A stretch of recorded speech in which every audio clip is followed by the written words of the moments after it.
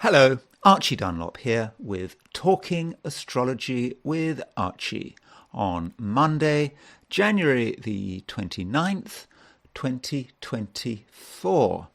Today I want to talk a bit about Texas because Texas has been in the news a lot.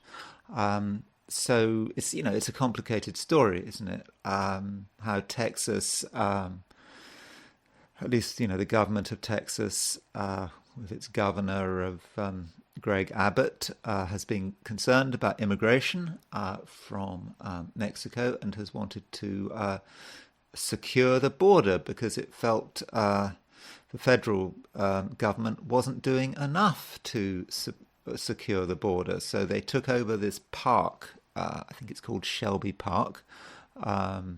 On the border between Texas and Mexico.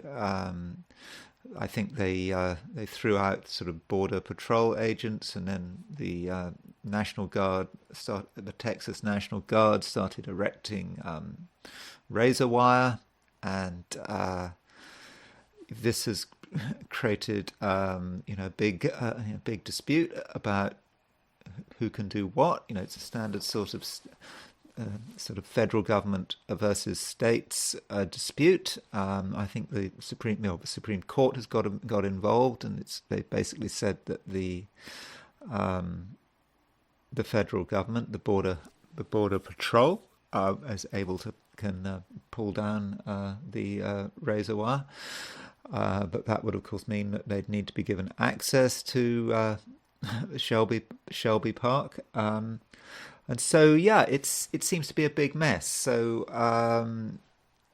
I thought I would attempt to look at the situation astrologically, and that's what I'm going to attempt to do in this video. I don't think I'm going to be very successful. I have got sort of lots of charts, or a fair amount of charts relating to Texas, and I've been trying to work it out. So at the end of the video, I will be talking about Texas, but I warn you, I might be quite chaotic in my attempts to work out what's going on. I'll also be looking at the horoscope of Greg Abbott, the governor of Texas. One thing about Texas is that perhaps Texas, of all the American states, does understand the problem of immigration, and they do understand where immigration can lead, because perhaps it's in Texas's DNA. Because if you look at the history of Texas, Texas obviously was part of Mexico until the 1830s, and at the time when it was part of Mexico, it was sparsely populated. But then what happened was that there was a lot of immigration into Texas, not from the south, not from Mexico and Central America, but immigration from the United States and from indeed from Europe, places like England and Scotland. So in a way, there was immigration into Texas by Anglos, and these immigrants, they came into Texas, which was part of Mexico. They wanted to break Mexican law by having slavery, because slavery was against the law in Mexico at that time. And then at a certain stage, they wanted their independence. So, that is a kind of immigrant nightmare, isn't it? I mean, you allow immigrants into your country, you try to stop them, it's unsuccessful, then the immigrants decide they want to declare independence. And so, in a way, the problem of immigration is, it's in Texas's DNA. So I thought that was really interesting. And, so Texas perhaps realizes that immigration can cause immense problems, because they know from their own history what kind of problems immigration can cause. And so perhaps that's why, at an unconscious level, Texas is taking such a, is so so keen on preventing immigration, but though this time not from Anglos, but from south of the border. But before I talk about Texas, I want to look at the astrology and the I Ching for today, which is Monday, January the 29th, 2024. So here we have the positions of the planets for today, which is a Monday. That's set for this is set for noon, New York time. So, what is the main thing going on? Well, the moon is still in Virgo. It moved into Virgo over the weekend at noon at noon today in New York. The moon is at 22:36 Virgo. Now, the moon is making trine aspects to Mercury and Mars. You know, the Mercury-Mars conjunction is still in place. It's separating, but it's still there. It's also making a trine to Uranus, and you will also notice that Mars at 1853 Capricorn is also making a trine to Uranus. So what we have here is a grand trine in Earth signs. Now, grand trines traditionally are supposed to be fortunate, but I think there's a bit of a question mark over that. I mean, I think in terms of psychology and mental health, there can be issues with grand trines. And I'm speaking as someone who has a grand trine in water. I've got Neptune trine, Venus trine, Jupiter in my chart. I've got Neptune in Scorpio, trine Venus in Cancer, trine Jupiter in Pisces, and my Jupiter is trine my Neptune. So yeah, I have a grand trine in my chart. And you know, grand trines can just I don't know, they can just go off on the one. They can just sort of drift into themselves. It's just easy for thoughts and feelings to just go round and round and round, and they can waste a lot of time, and they can actually not be very constructive. I think a grand trine in Earth is probably more constructive than a grand trine in water. It's about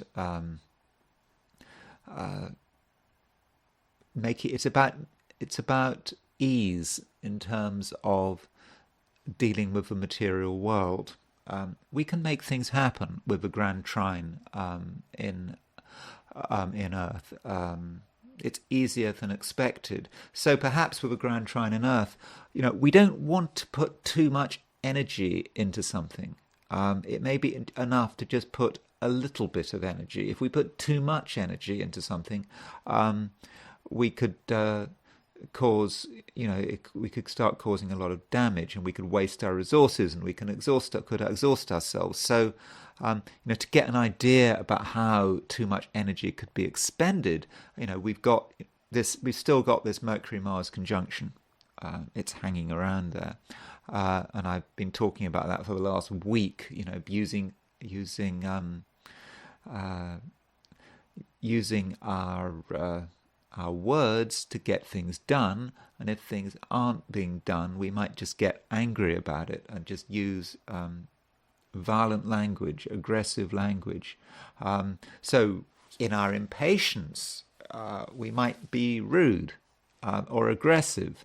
And so with Moon in Virgo trine the Mercury-Mars conjunction, you know, we just might get agitated. We might be looking at the details. We might be thinking this isn't good enough. Let's get it done. Not caring who we offend, how we offend, and just all that verbal energy could just be expended, and it could just be too much, unnecessary. So I would have said with this grand trine in water, grand trine in Earth, it's important not to force it, and you know, we could, you know, if we use too much energy to get what we want, if we get too focused on little details, we say this has got to be right, that has got to be right, it could just get out of control, and what could be an opportunity could be turned into a problem. So I think in this situation, a little bit of subtlety is concerned, and and perhaps also we need subtlety because although we do have Saturn in Pisces at the moment, we're starting to have a situation where there isn't actually a lot of water in the sky. By that I mean, the water signs are Cancer, Scorpio, and Pisces. There's only one planet in a water sign, which is Saturn in Pisces. So that might be a situation where we're not particularly sensitive. So we don't really read the room. And, that encourages us to push things. We can't really see what's going on. We keep just being aggressive and obnoxious. And when it's unnecessary, things are moving. But by using too much force, particularly verbal force, without really having a good feel for the way people are responding, we could really annoy everyone and end up getting nothing done. And matters aren't helped by the fact that the moon in Virgo, there's the moon in Virgo, is starting to make an opposition to Neptune. So moon opposition Neptune is about confusion.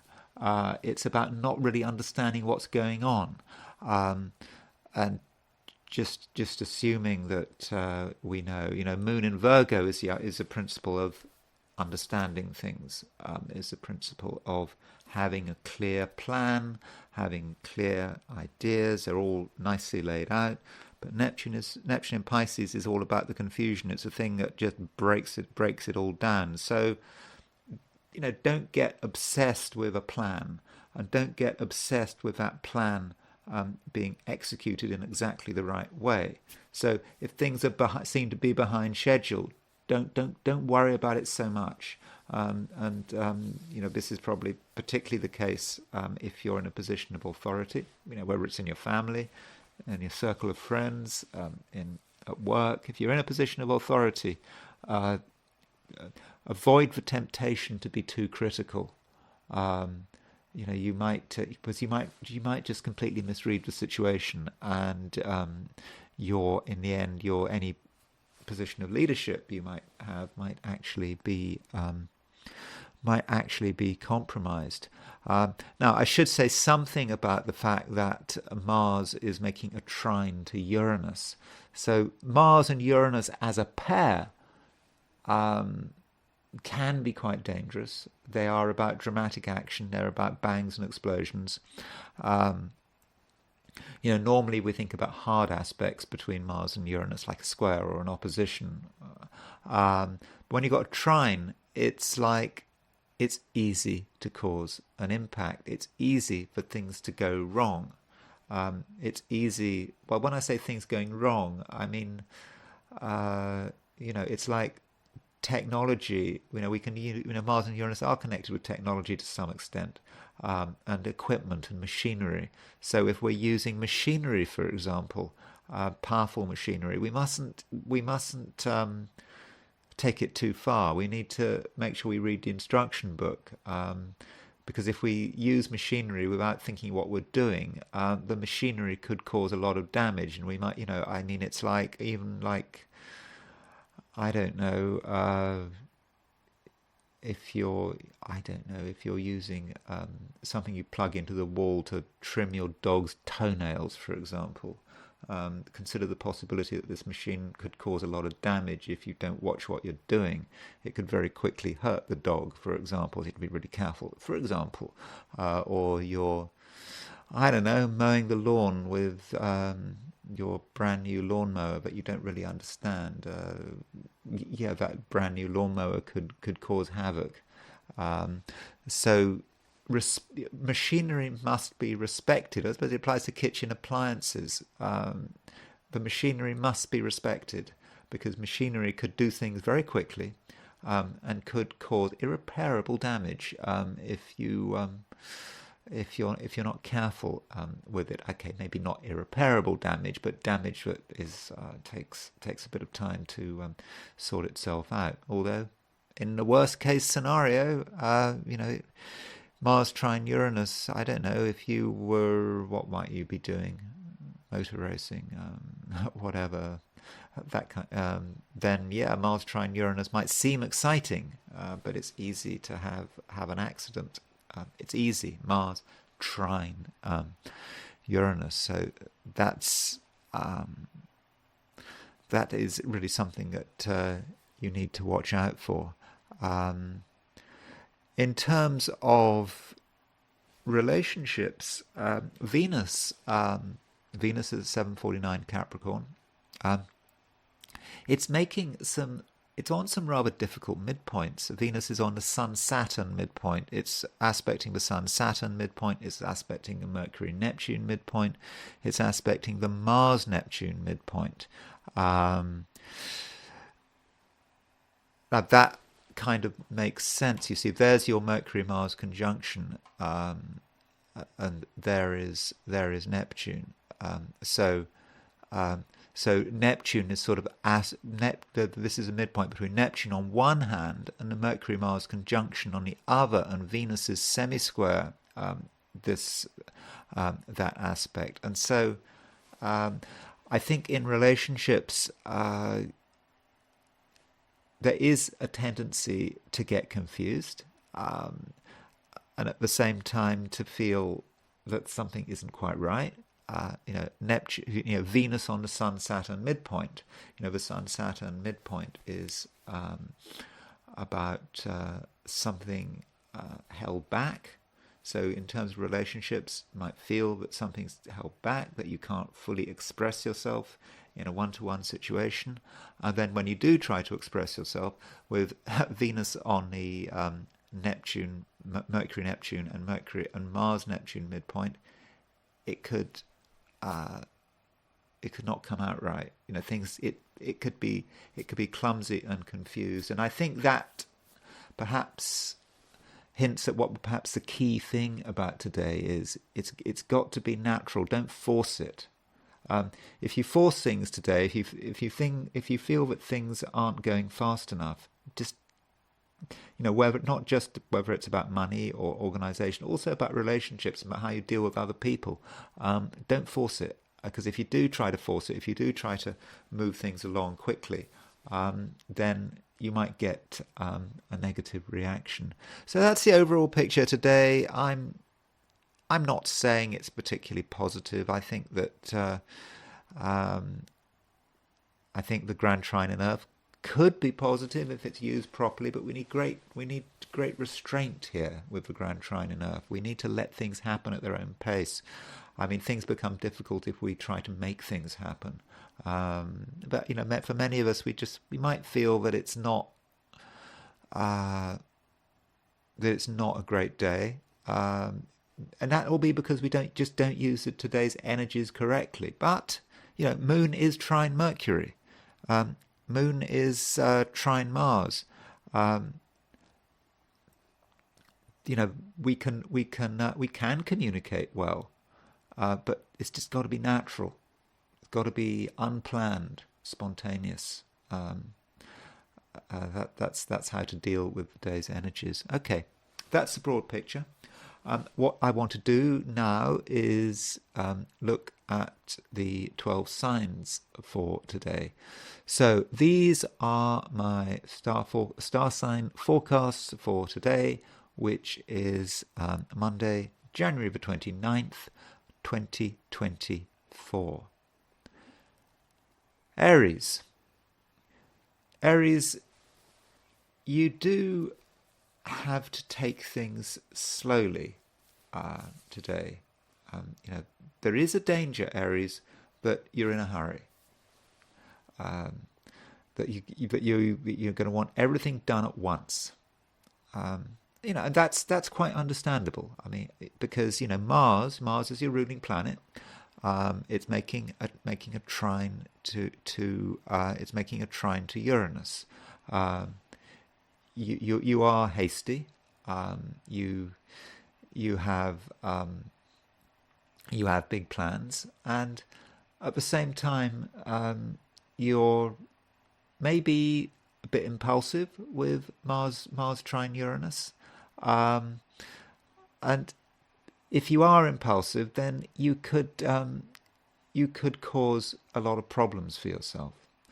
What you need to do, Aries, is you need to have a sense of control, and you need to realize that today is all about quiet organization, and that's a lot of what it is.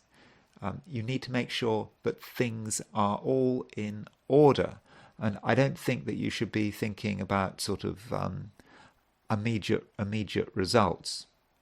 It doesn't have to happen like that, and you have to understand that that the people around you, they have their own priorities, and they're trying to make sense, like you. They're trying to make sense of the world in their own way, at their own pace, and I really do think, Aries, that you need to respect that.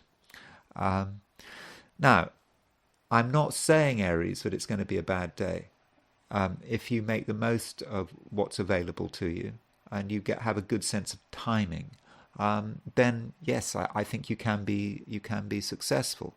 After all, Aries, this Mars trine Uranus is not necessarily a bad aspect.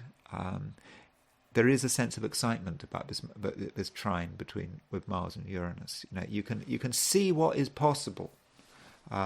Let's not forget that Uranus is in a part of your horoscope connected with money. Uranus in Taurus, and Mars is in Capricorn. It's exalted in Capricorn, in a high-profile sector of your chart. So you're starting to see the picture, and your energy is starting to focus on being able to do something really quite dramatic. You can see what needs to be done, but just make sure that you have the right relationship to the material world. The material world is slow. I mean, Aries is a fire sign. But the emphasis today is on Earth. Earth is a much slower element than fire. So take it slowly, and also try to understand how other people are thinking and feeling, and don't make assumptions. So what you need to do is you need to communicate. And today you can communicate, no doubt about it. I mean, the planet Mercury is still very close to Mars, your ruler. Plus, the moon in Virgo. The moon, remember, is a planet of emotional communication, is trine Mars, and it's trine Mercury. So yes, you can communicate, but you have to ask yourself, what is the purpose of communicating with people? The purpose of communicating today is not to have a one-way message where you have your own thoughts and ideas and you transmit those thoughts and ideas to other people. It should be more of a two-way flow, probably with the emphasis on listening.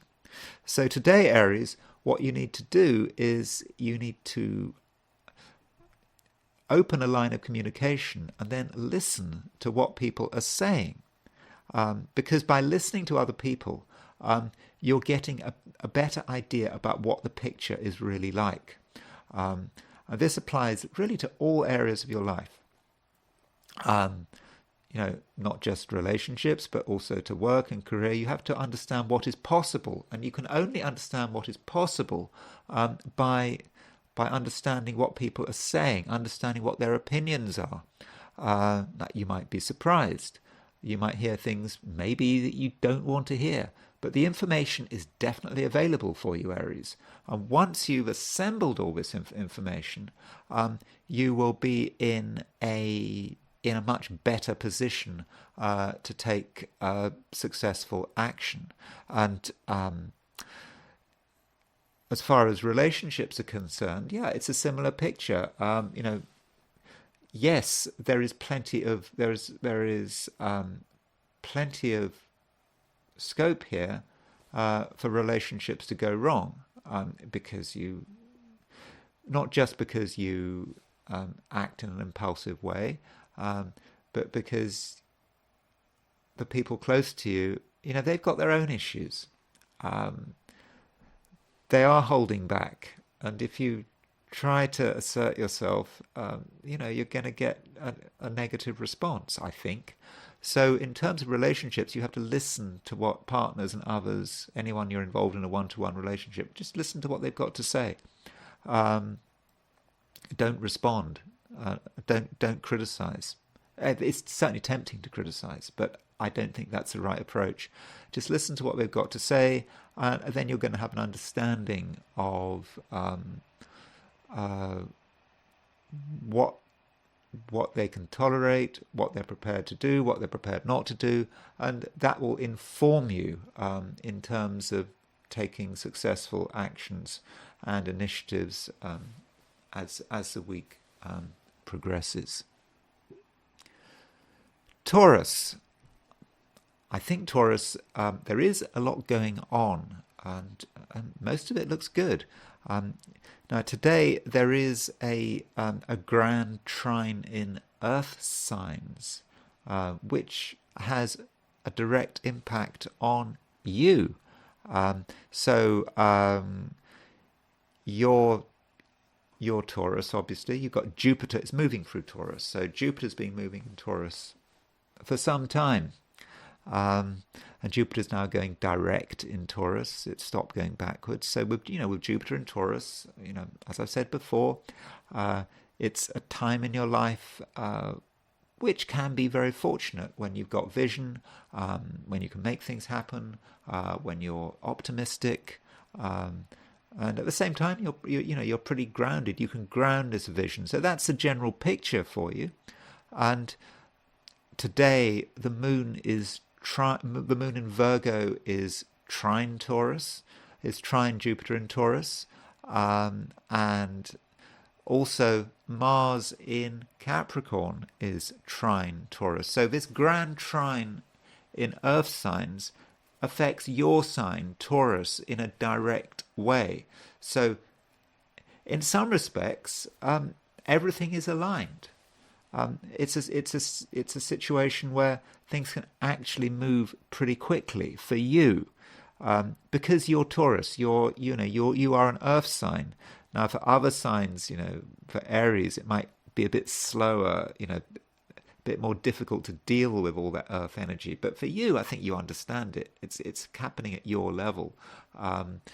Taurus is, all things being equal, is not a fast-moving sign. It likes to do things slowly and surely, and not be overly impulsive. And that, I think, suits you very well. So you can use the energies of the Grand Trine to really get things done, to secure the foundations of things. And I think you might actually see, if you really open your eyes, that your optimistic visions of the future are actually possible. That you can actually make the world do things your way, but not in a way that you're forcing anything. You basically have to take the materials around you and sort of use their energy. You don't have to kill yourself to make things happen. I mean, it's about it's about, like, it's like, how do you move a rock? If you got a huge rock, you don't sort of put your hands against a rock and just, I don't know, imagine you've got a boulder, a 10-ton boulder. How do you move a 10-ton boulder? You don't sort of use your hands and push. You use a lever. You to make it move. You don't have to do yourself in to make it move. And so I think, because of your understanding of how matter works, you can get the movements. you can get the movements that you're looking for. And it shouldn't take much energy on your part. It should be pretty straightforward. Now, turning to relationships, it is a somewhat mixed picture, and I think you're going to need a certain amount of toleration.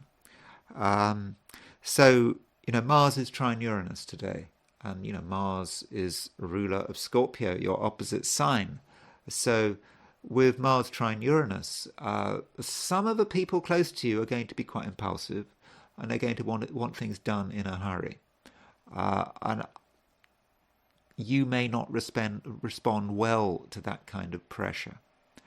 Also, the condition of Venus, your ruling planet, is perhaps not great today, because Venus is making a hard aspect to the Mercury-Neptune midpoint and the Mars-Neptune midpoint. It's also making a hard aspect to the Sun-Saturn midpoint. So Taurus, certainly when it comes to sort of interpersonal relations, you're going to want to have your own way of doing things, and you're going to, I don't know, there's something you're holding back, and that's the way you are. And at the moment, not the way you are permanently, but the way you are today. And on your part, there may be a certain amount of sort of reservation and fear even. You're not really in a trusting mood on a one-to-one level. So when you've got people trying to to push you in a particular direction, there's a danger that you might react in quite a negative way. You have to get your reaction right. It's about being polite and yourself not overreacting. Yes, people are in a hurry. You should accept that people are in a hurry. You can humour them, but at the same time, you can not do what they say. You cannot do what they say without making a big fuss about it. So you don't even have to say to someone that what they're asking is unreasonable. I don't think. You might just be able to just do something else, make sure you're somewhere else, just avoid the issue. Maybe that's the way to deal with the matter.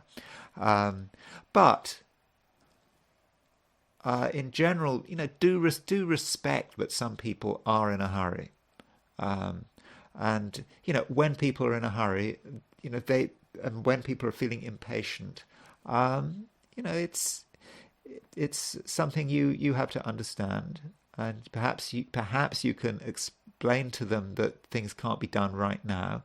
And I'm talking about relationships at all kinds of levels. If you're being asked to do something at work, whether it's an existing partnership, whatever it is, you need to have some understanding for people in a hurry. And when you've got people in a hurry and they want things done at a particular time that is far too soon, maybe that particular time is like right now, you have to come back to them with a time scale. You just have to say, no, this time scale you're offering is not reasonable, but I'm offering you a different time scale, because that removes some of the tension from the situation. And it's quite likely that by giving people a time, and by giving people a time that is reasonable, make sure you offer people a deadline that's reasonable to you. Say, yes, I'll do this by next week, or maybe I'll do it by next month. Come back on, I don't know, March the 15th, and it will be done. By giving people a time scale, I think it will make things a lot easier for everyone. Gemini, you are you're a bit conflicted today. I think you, on one hand, you do want things to happen. A lot of people want things to happen today. And you might feel that if you wait too long, you will miss your moment. But I think you do have to understand what is actually happening today.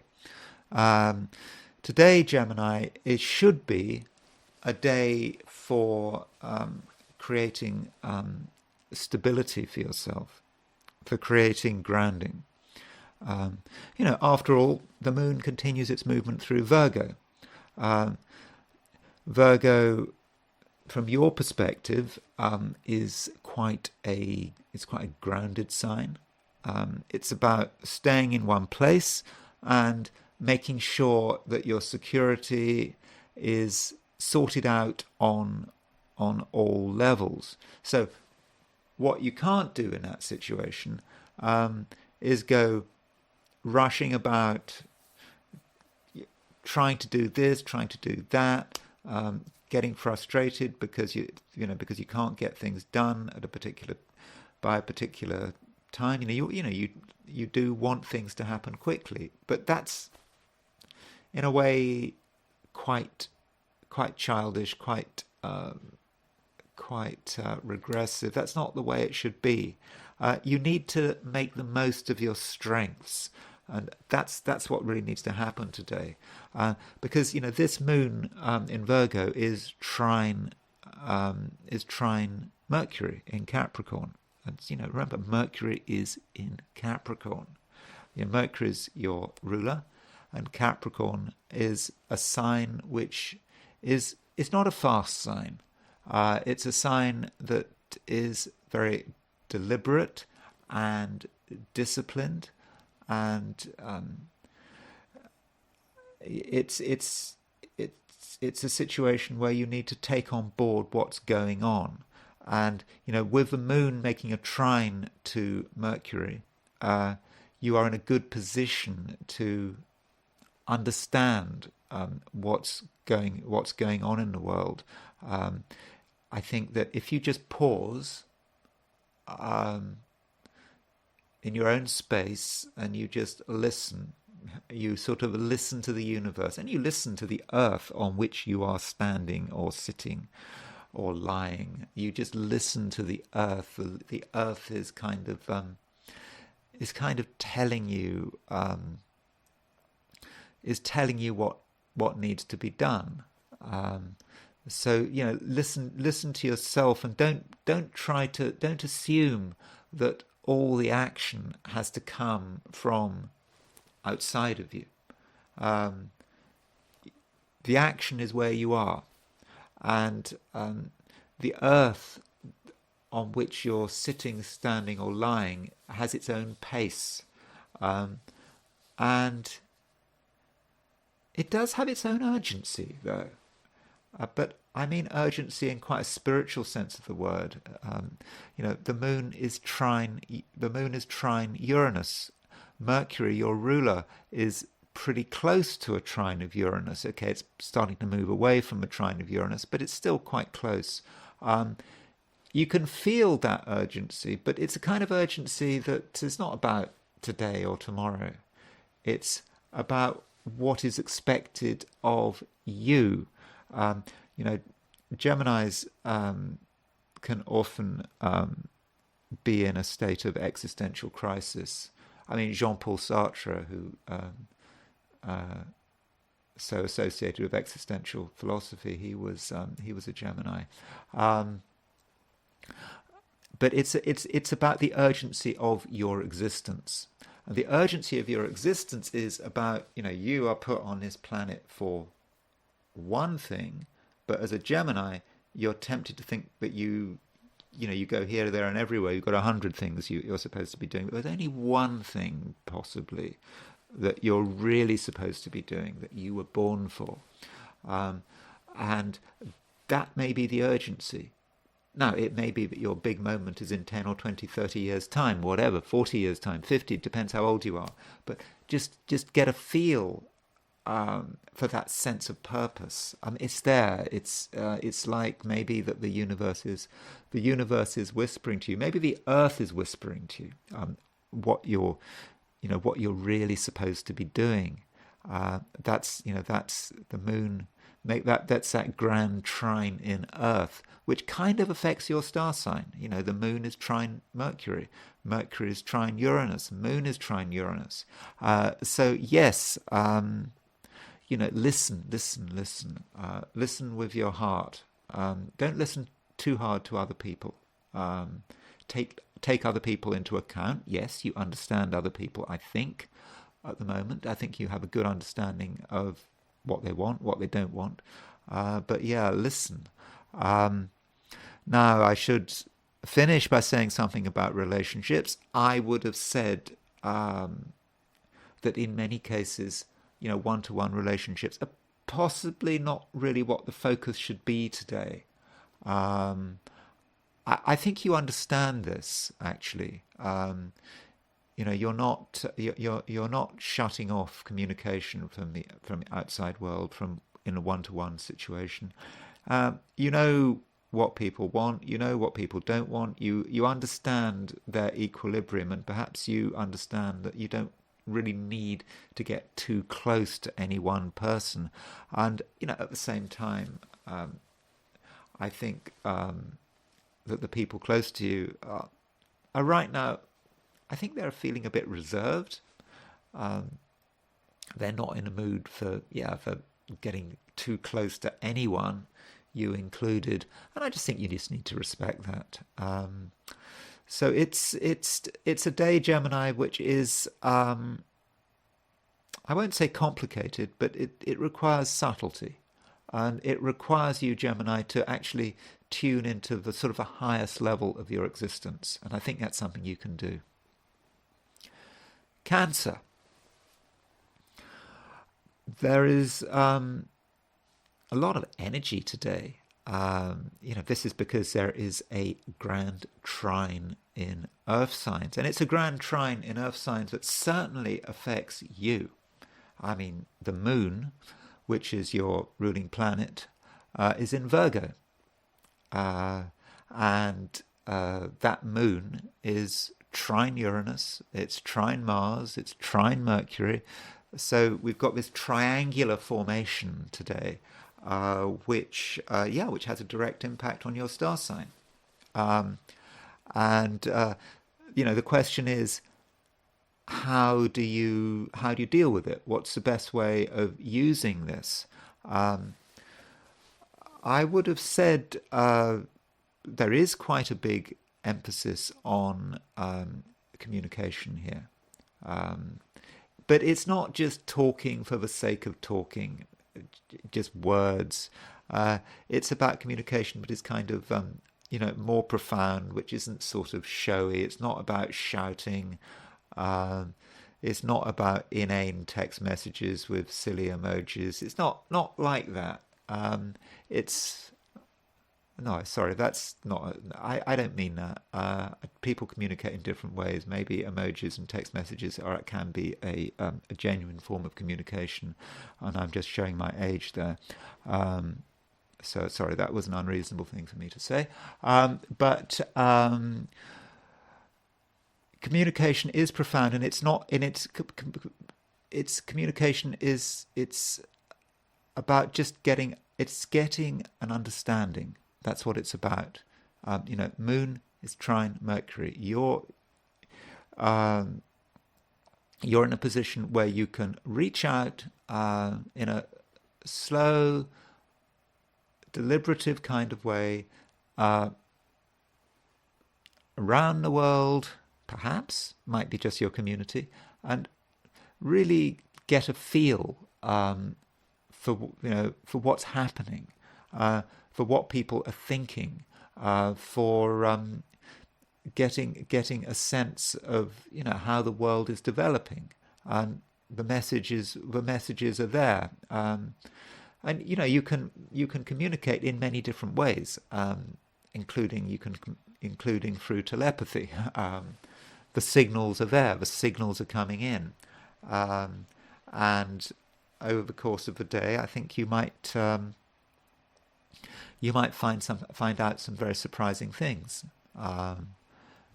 I mean, not things that are going to be necessarily shocking, but just things which show you that things are perhaps more complicated than you realized.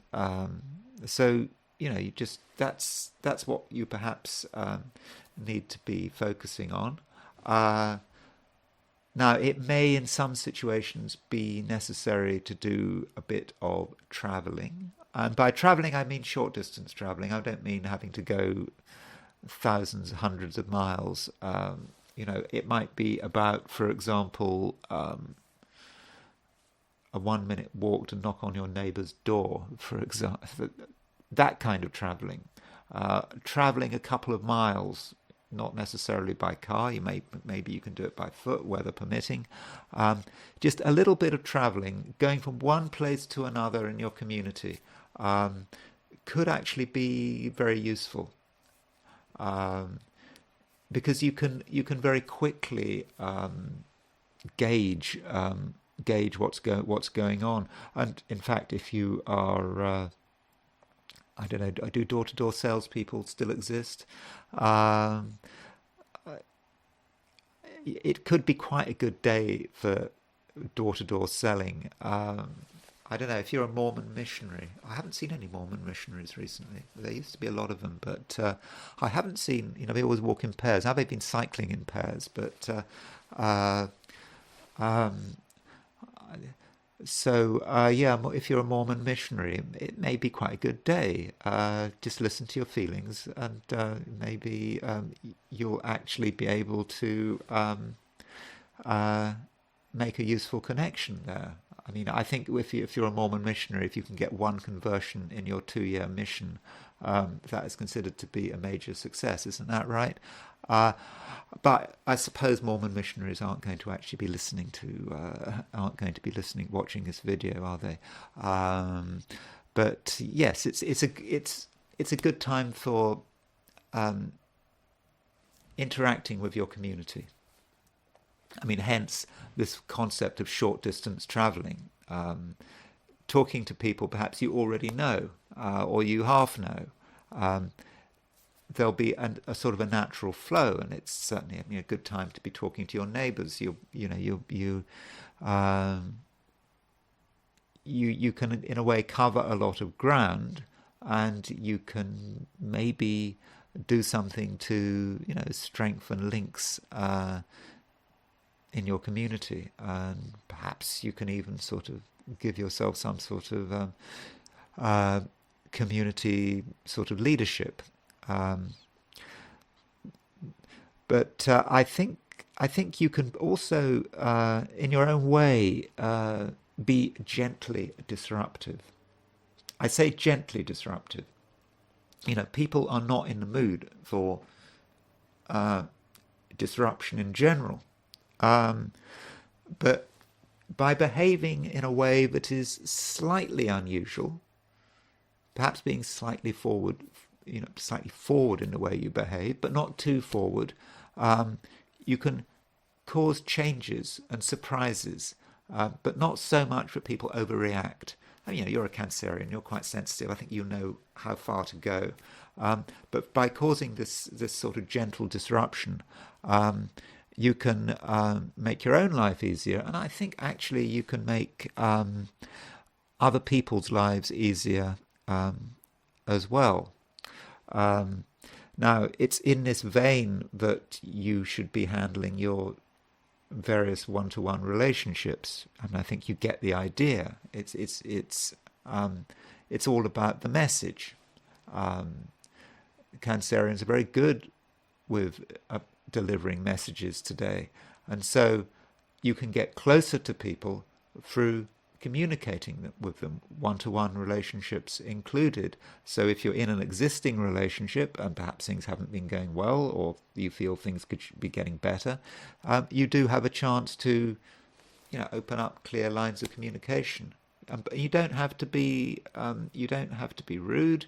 In fact, you shouldn't. Obviously, you shouldn't be rude. But you just know what to say. Just be subtle, and you can get closer to another person, as indeed you can get closer to everyone around you, in your circle of friends, associates, and whatever. But it's not about drama. It's just about being yourself. Leo. It's a day when many Leos are going to be thinking about money.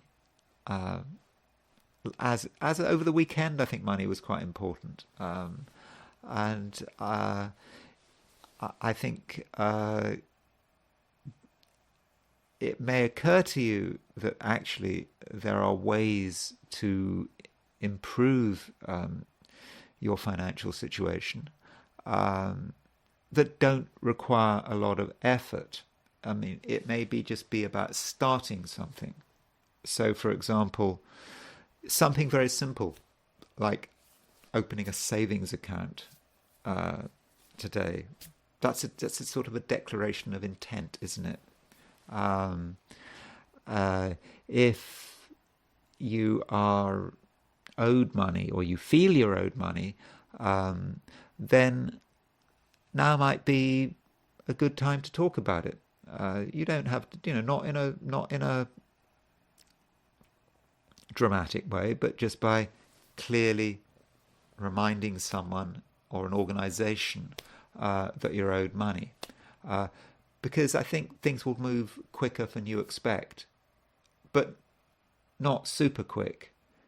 It's not like you're going to get the money in 5 seconds. You're starting the process by which you might get the money you're owed back. So do see it like that, as starting a process. It's not about, it's certainly not about instantly getting what you want, and that's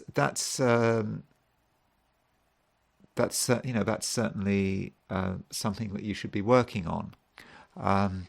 What you perhaps have to be slightly careful about is your own perceptions. There is some danger that some Leos start to develop a rather negative view of the world. It just happens. You're looking at the world, and then you suddenly, then you you just start getting negative. Is it that line in is it Richard II? Let us talk of graves and worms and epitaphs, that kind of thing. It's that kind of that situation where you just start getting negative for no particular reason at all. You start to look at the world and you're starting to think about endings. You're thinking, well, this is not going to last. You can see that things are in a state of sort of decay, and I've talked about this before for Leo. It does sort of happen at times. As maybe it's, if you're in the northern hemisphere, it's to do with the winter. If you're in the northern hemisphere, okay, not if you're born in Australia, not if you're in Australia, but if you're a Leo in the northern hemisphere, it's just getting you down a bit because of the weather, perhaps. But anyway, there is that negativity and thinking that things aren't getting any better. I don't know. It's just something that happens. I wouldn't worry about it too much. Let the negativity pass, and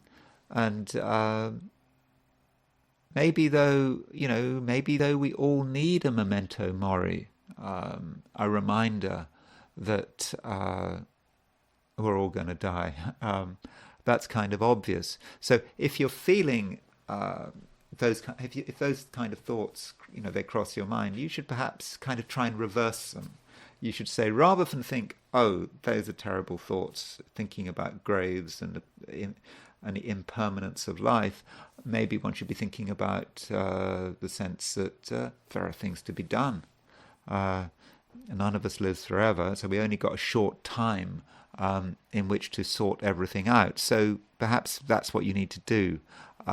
You need to reverse things.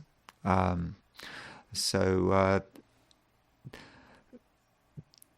that's something you could do. I think you're also going to feel, perhaps you're going to be slightly concerned that other people seem to have so much influence on you. You want to be a free spirit, but you can't get away from the fact that you can't do everything you want without getting some outside body, outside person getting their permission or approval. It might feel like that, even if it's not the case. And I think it's a situation where, Leo, you probably could benefit by making a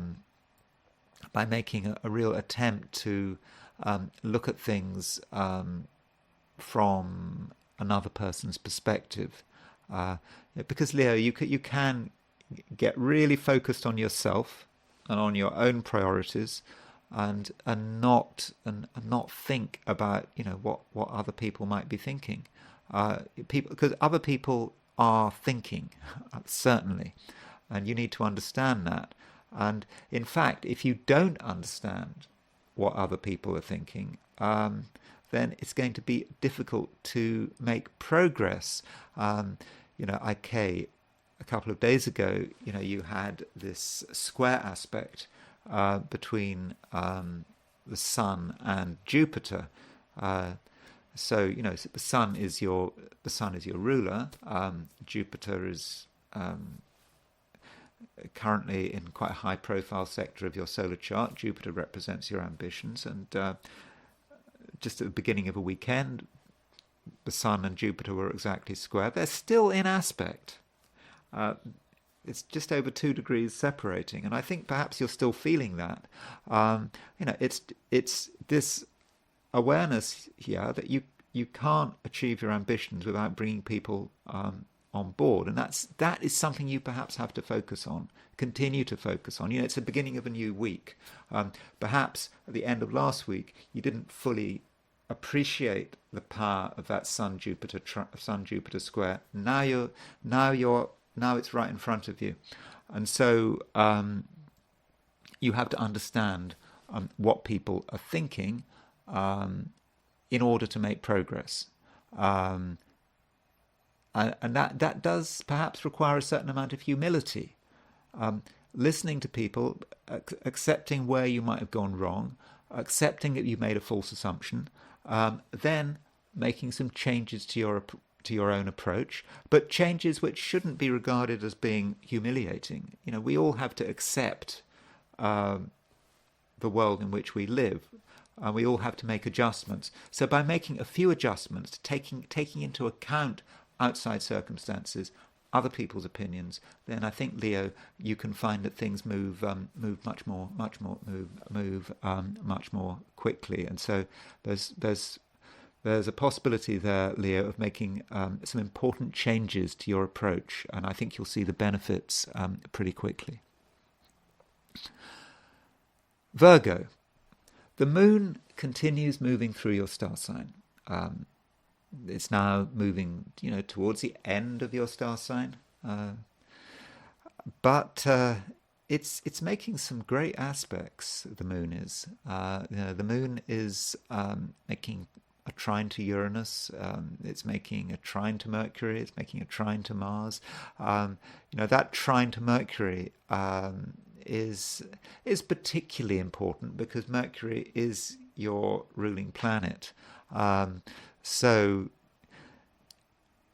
moon trine Mercury, that puts you in a good position. I think you're going to be feeling that things are really flowing, and they are flowing on your terms. So it's about, I suppose, being in a situation where you are the one with the finger on the pulse. There's always someone who's got their finger on the pulse, but today it's you that's got your finger on the pulse. It's you that knows what's going on. It's you that really understands what makes people tick. Also, you have a sense of what you enjoy. You have a sense of what you're good at. And today, you can really put that into practice. Whatever you're doing. So, if you're working today, even if your job is very focused on one thing, there are many ways of doing this job, I think. And today, you'll be able to do it in a way that suits you, on your terms. And you can do things on your terms without having to have a big argument about it, having a big fight about it. You don't have to scream and shout to do things on your terms. You just have to quietly, gently do things your way, do things the way, follow your heart, and it will all come together, and it will all come together in a way that everyone is very happy about.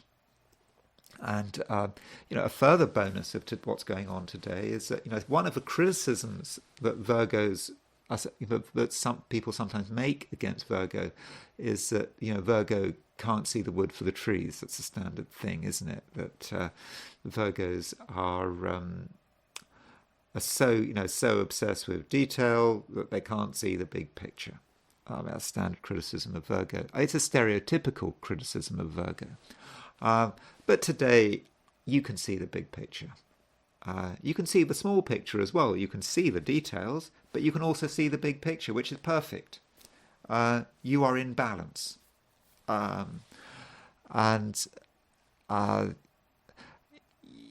So you don't have to try too hard to worry about things. In fact, there's very little need to worry.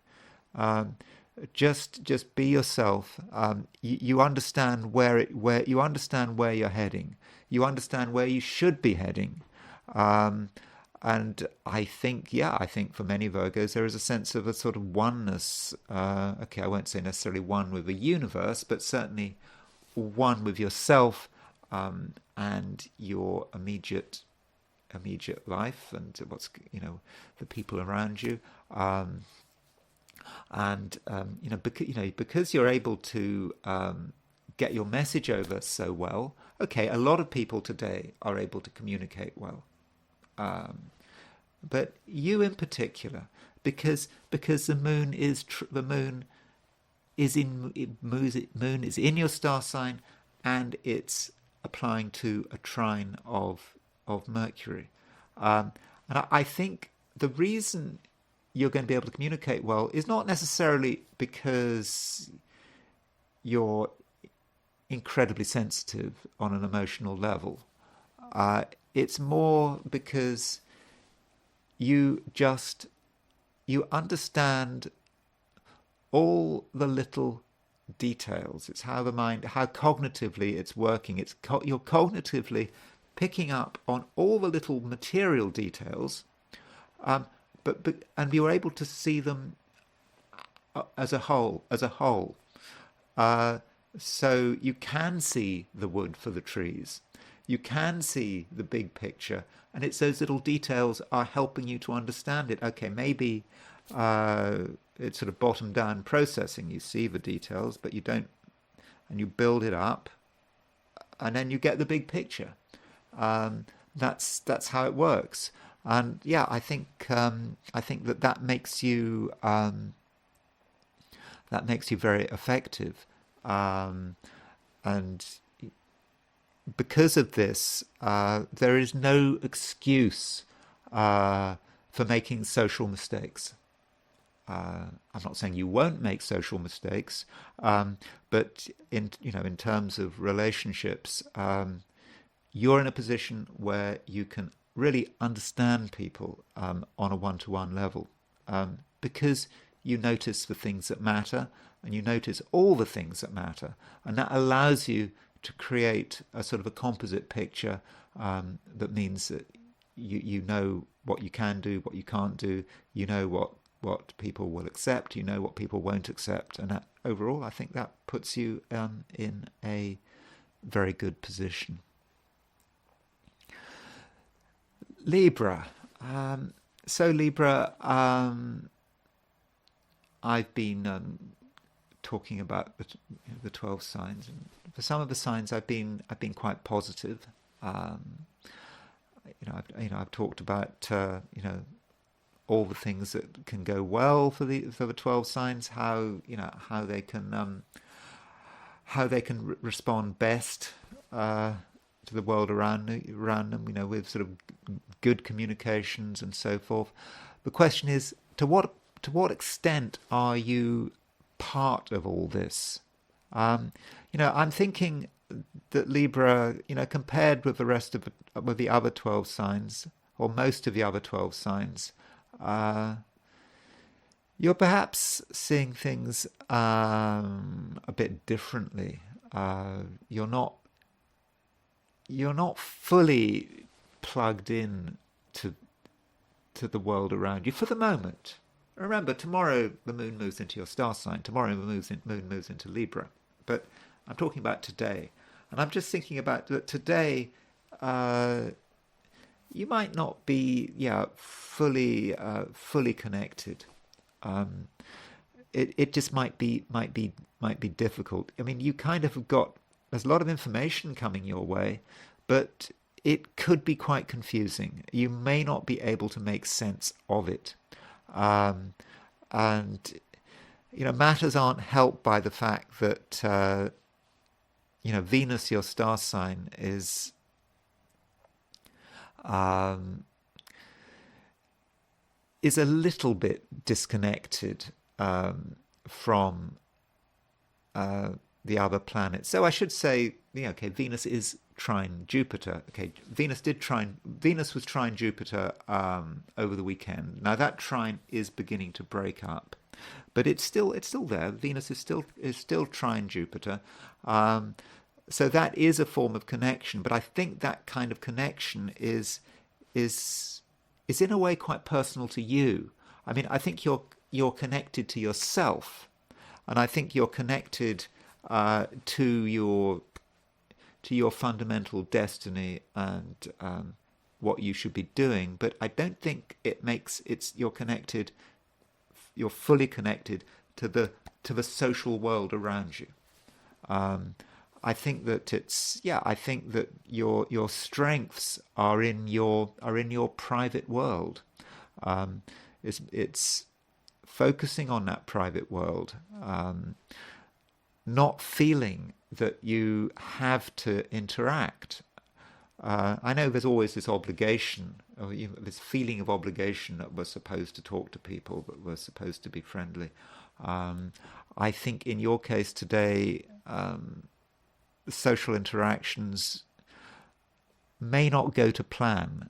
I think you're going to find it difficult to express your whole self, and at the same time, you might just misunderstand people.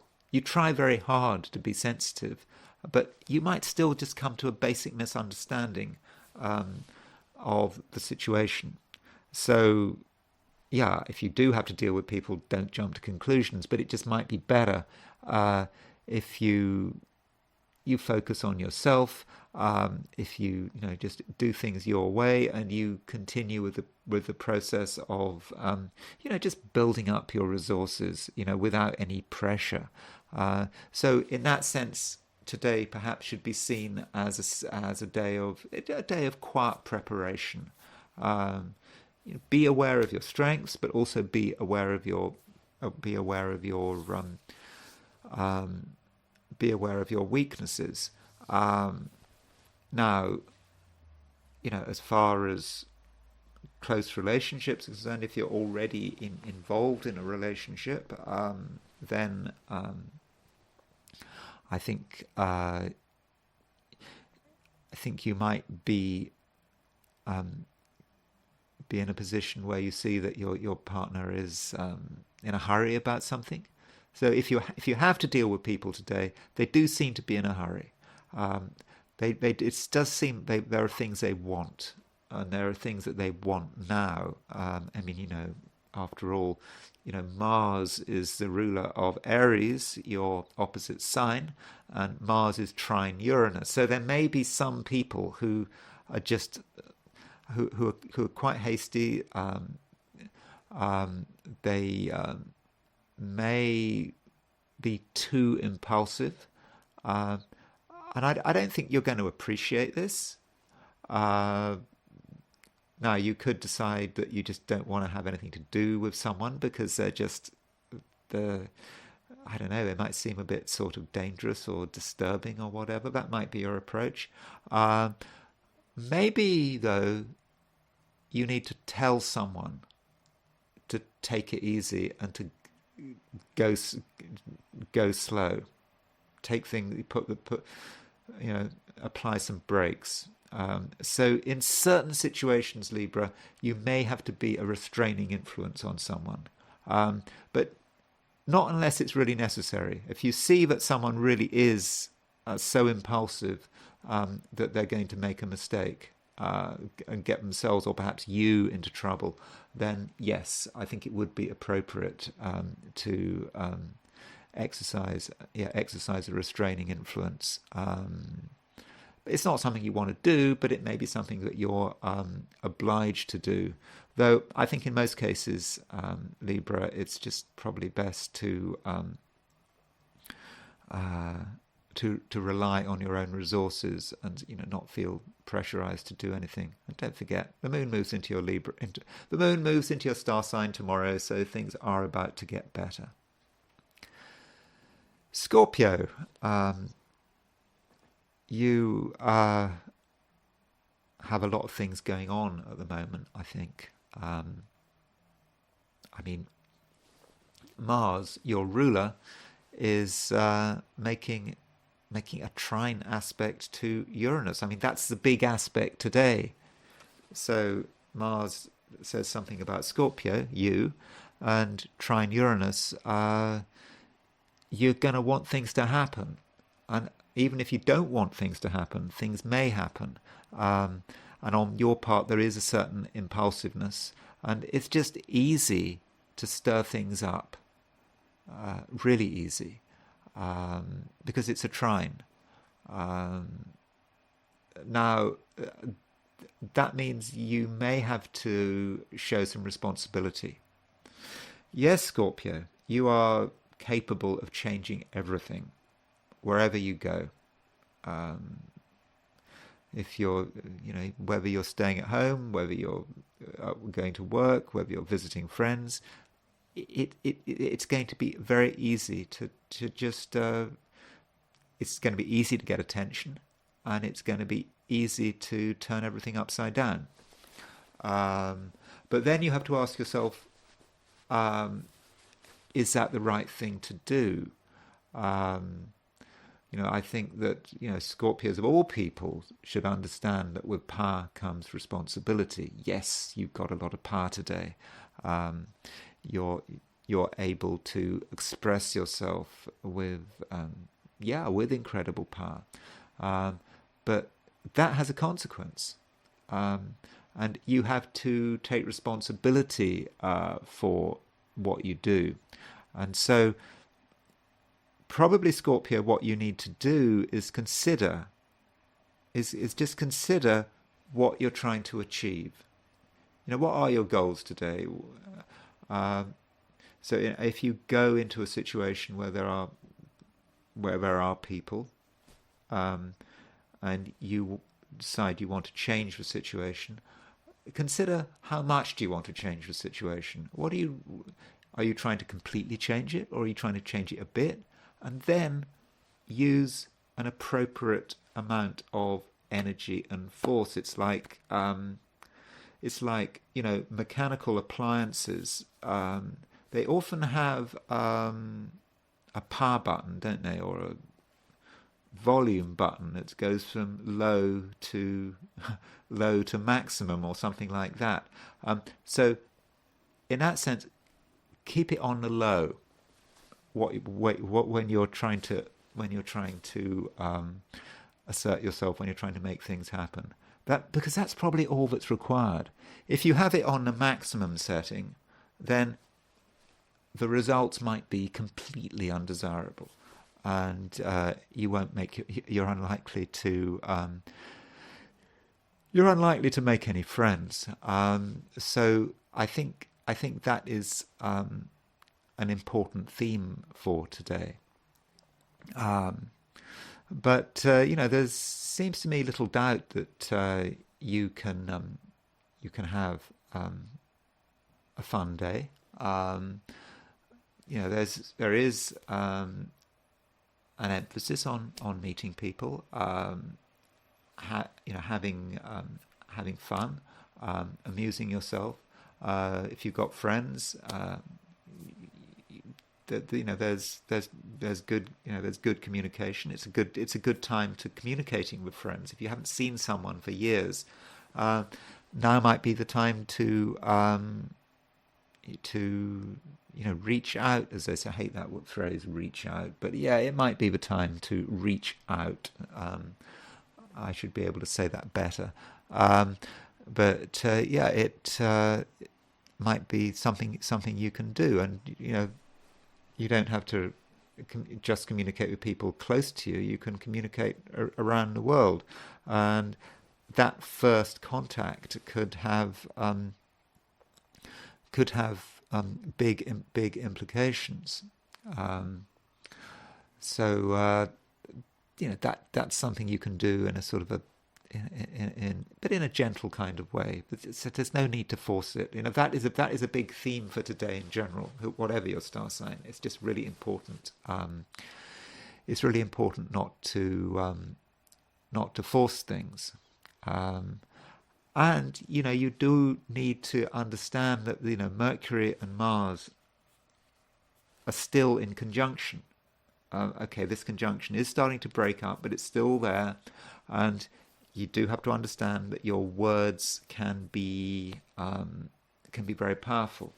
Your words can have a big impact, and once you start talking, there is a danger that you get angry, just angry, and this is quite off-putting, But so don't talk more than you have to. Because as soon as the words come out, you start putting more and more energy into your words, and you might end up by creating a situation that is somewhat undesirable. I also wanted to talk about relationships. So recently, Venus was trine Jupiter. I think that was yesterday that Venus was trine Jupiter.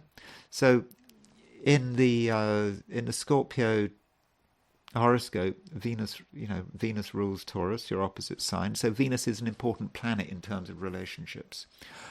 So Venus trine Jupiter, still active. This does indicate that you can get really close to someone, get closer to someone, and it's all about having an optimistic style. It's not a time it's not a time for criticizing someone. It's just a time for allowing someone to express themselves naturally. That's how you do it. If you try to force it, then it's a different situation. And I think you have to understand that partners, the people close to you, they do have a defensive streak right now. Even though Venus is trine Jupiter. Venus, is aspecting, this the Sun Saturn midpoint. So Venus hitting the Sun Saturn midpoint would be holding something back, and that might be about defensiveness, and you need to respect that. Everyone has their own pace, and you do need to respect that, and you perhaps need to give the other person a space in which they can just express themselves in a sort of natural, unpressurized kind of way, and that's the way to be effective in terms of relationships. And you do that, and I think one-to-one relationships can work very well. But just don't be in a hurry, and don't be critical, don't be judgmental, and just allow people to develop at their own pace.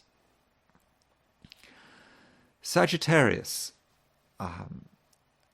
At the moment, the moon is in Virgo. It's been in Virgo, it went into Virgo yesterday or maybe Saturday, depends where you are. And perhaps you didn't really feel the moon being in Virgo over the weekend, particularly if you're not working over the weekend. But, the moon in Virgo is a sort of a high-profile part of your solar chart. And it can be about work and business, that kind of thing. And the moon is making a trine to Uranus. It's making a fortunate aspect also to Mercury and Mars. So in terms of how you negotiate the whole way in which you are moving forward with your life, however that might be, and that doesn't mean you have to be working, whatever way you're doing, whatever way is important to you, things are really coming together, and you can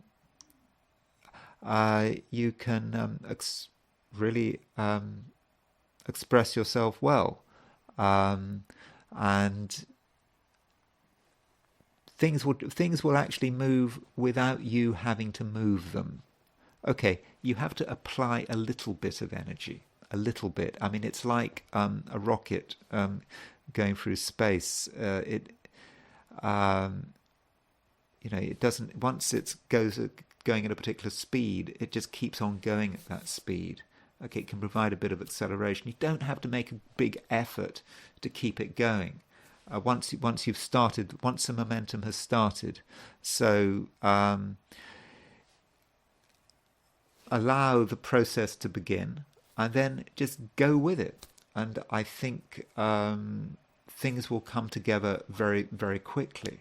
And Sagittarius, you have to remember that some of the nature of your star sign. Sagittarius can be quite a sort of high energy but tactless sign. But once it starts putting energy into something, it puts more and more energy, and it starts sparkling and fireworks and all of this kind of stuff. You've got to restrain yourself a bit. You don't need all that. In fact, other people would find it off-putting. You just need to put enough energy into something that just starts it off. Once it starts, you can probably let it run. Okay, you've got to be there to sort of structure things and to take advantage of them and to sort of moderate your approach a bit. But I don't think you need to put a huge amount of energy into things. And as far as money is concerned, I think there's real scope for optimism here. So if there's money, if you're trying to get hold of money, if you're trying to earn more money, or you're trying to find new income streams, the moon is making a trine to Mercury and Mars are in Capricorn, and Capricorn is a sign which in the Sagittarius horoscope has a strong relationship to money. It's going to be quite easy to get things going, and so that's that is something that could be useful. So if you have a plan to make some money, extra money in a particular way, for your own efforts. I'm not talking about investment or anything here.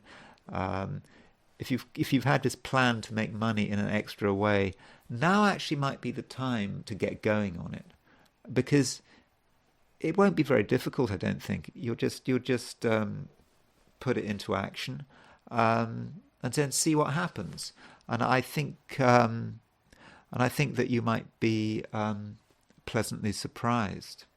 Um, Now, in terms of relationships, I think the situation looks quite good, um, provided you understand that other people do have a set of priorities.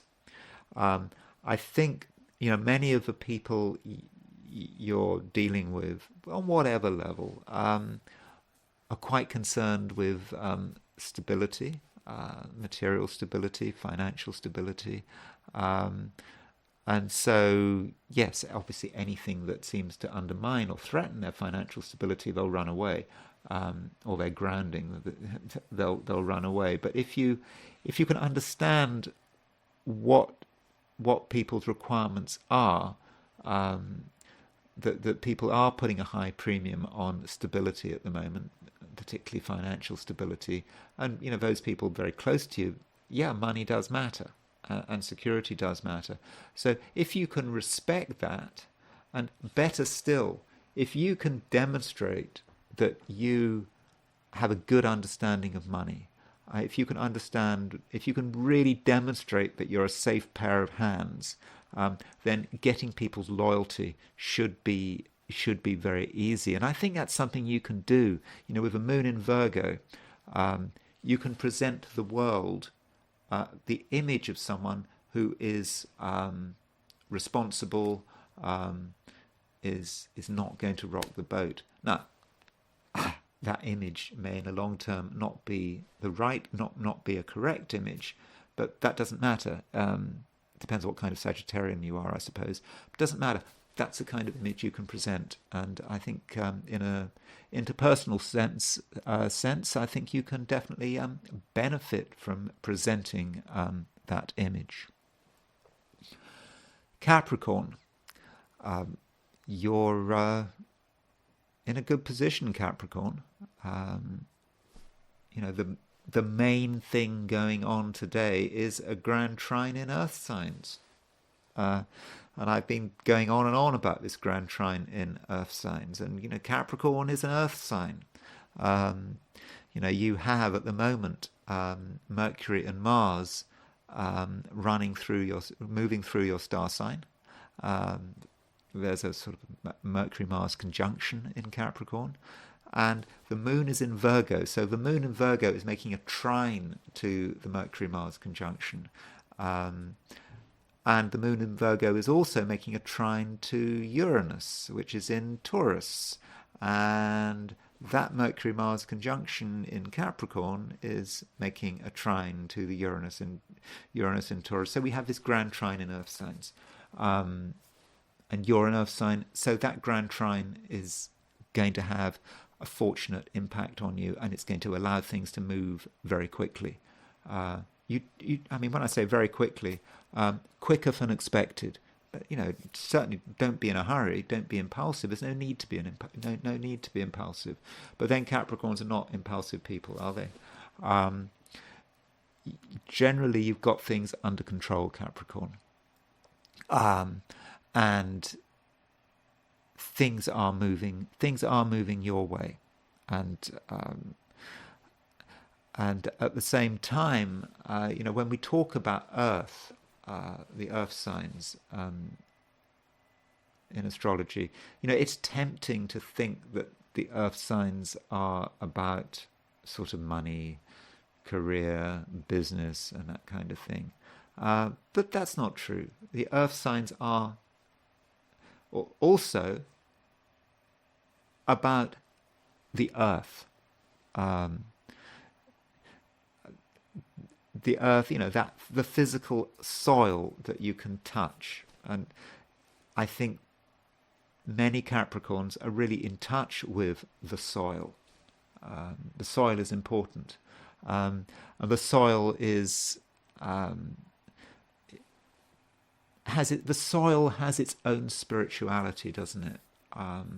It has its own permanence. I mean, I think we, from a spiritual perspective, I suppose when one thinks about what exists beyond us after we're dead, what happens afterwards, but the soil will still be there. Okay, I understand that mankind can go out of its way to destroy the planet and destroy the soil. It can try, but it's still there. The soil is important. The earth is important, and I think Capricorn, that is something that today you really can tune into. The earth is you and the earth are on the same wavelength, and I think from a spiritual perspective, you're able to think beyond yourself today. You're able to think about the earth. You're able to think about the world around you, and you're able to actually think about what the world around you is going to be like when you're gone. And I don't actually mean that in a morbid way, because if you can think beyond your own existence, then you're kind of having a sense of immortality, aren't you? Because it is about life after death. What happens when you're gone? And that's something you can think about. And so you might want to be considering what you can do around you to, I don't know, support the environment. I know I'm not supposed to be political here, but there are I'm sure, things going on around you. Do look around your community, because I think there are things going on in your community which are not right. Where I don't know. It depends what country you're living in, what your political setup is. But I don't know. Is your city council or your county council, are they doing something which is environmentally damaging? And you might think, oh, there's nothing you can do. But with this Grand Trine in Earth affecting your star sign, you would be surprised. Right now, it's a time when Capricorns can actually have a big political impact relative to what, big depends on where you are. But by doing something to try to protect the environment, Capricorn, things can happen quickly because of this Grand Trine in Earth. So think about what you're doing. Now, I understand that might be a politically controversial thing to say, but this is an astrology video, isn't it? I mean, most people into astrology, they kind of care about the environment, don't they? Maybe not. I don't know. But there are things you can do if you can. So if you see something's wrong, don't just walk. If you see something bad happening in your environment, don't just walk past it, and just do nothing. If it upsets you, then do something, because I think there's something you can do to, as they say, make a difference. Another horrible phrase. So that gives you an idea about what's going on today. As far as relationships are concerned, I think there's room to be very optimistic, because I think the people you're meeting over the course of the day are going to be, or the people you're with, they may just be people you've been with for years, are going to be, they're going to be sympathetic, they're going to be open to new ideas, and they're going to have a certain amount of flexibility. And if you, for example, come up with suggestions or ideas. Let's do this, let's do that. I think you're going to find that the other person is going to be very receptive to that. I think you can get people to move in particular directions, and so and I think it's going to be just easy to create new ties with new people and old people as well. So I think relationships should be fine. Relationships should move at a good pace. Of course, you've got to make the effort, but I think by the end of the day, your relationships with the people around you should be better than they were at the beginning of the day. Aquarius. When I was talking about your star sign Aquarius for the weekend, as if you remember, if you did listen to what I said, I was somewhat downbeat, and in many respects, what was going on over the weekend kind of continues into Monday, into today. I think that still you are not fully in the mood to really engage with the world. I don't think that's something you want to do. I think you've got too many other thoughts. You've got too many things on your mind. But having said that, I think in your own way you're quite charismatic. The moon in Virgo is, it's in a part of your chart which, yes, is quite private, which does focus on your feelings. But you are able to express those feelings. You don't have to try to express those feelings. Those feelings are quite apparent. And I think that you can influence people in a way that isn't obvious, just by being there, just by being with people, without necessarily saying anything.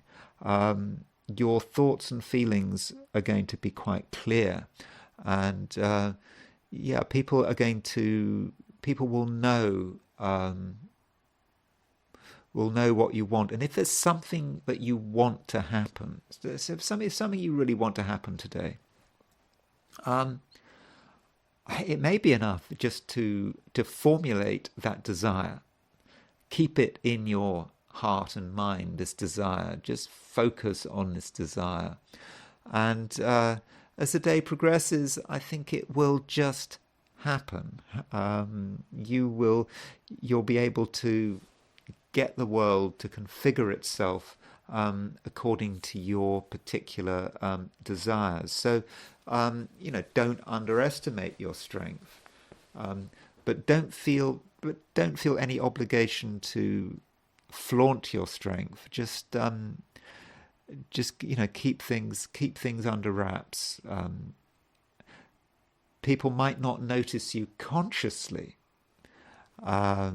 But unconsciously, really, Aquarius,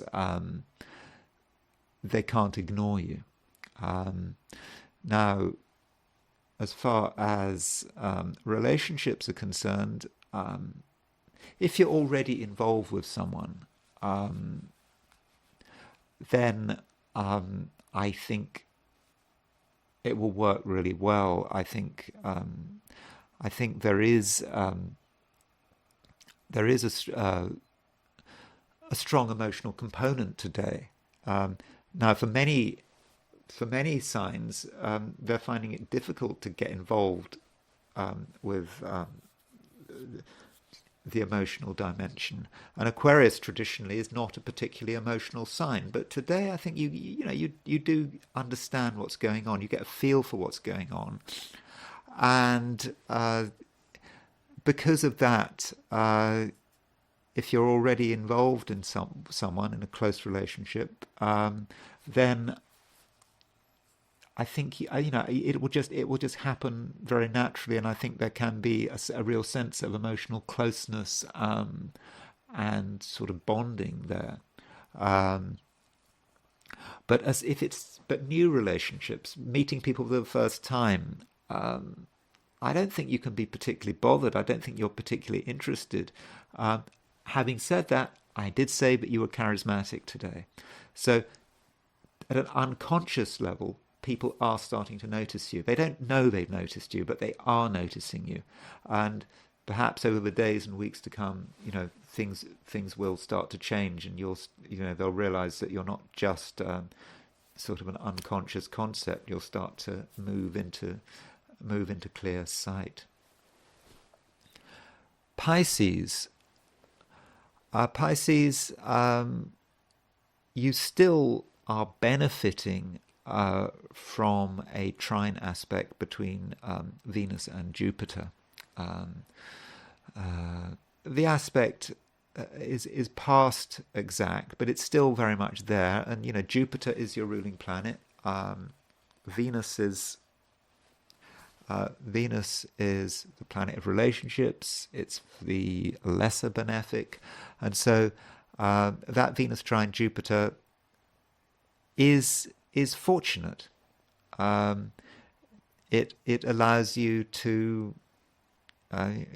be successful in terms of whatever you're doing, and I think that other people are going to be, other people are going to like you.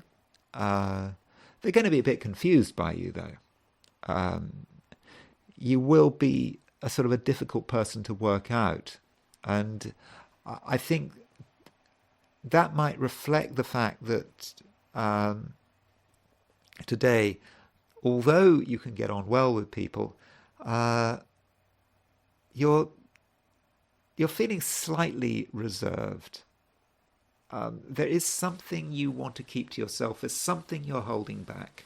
And that's okay. But because you're holding something back, you can't get completely close to people. You do want a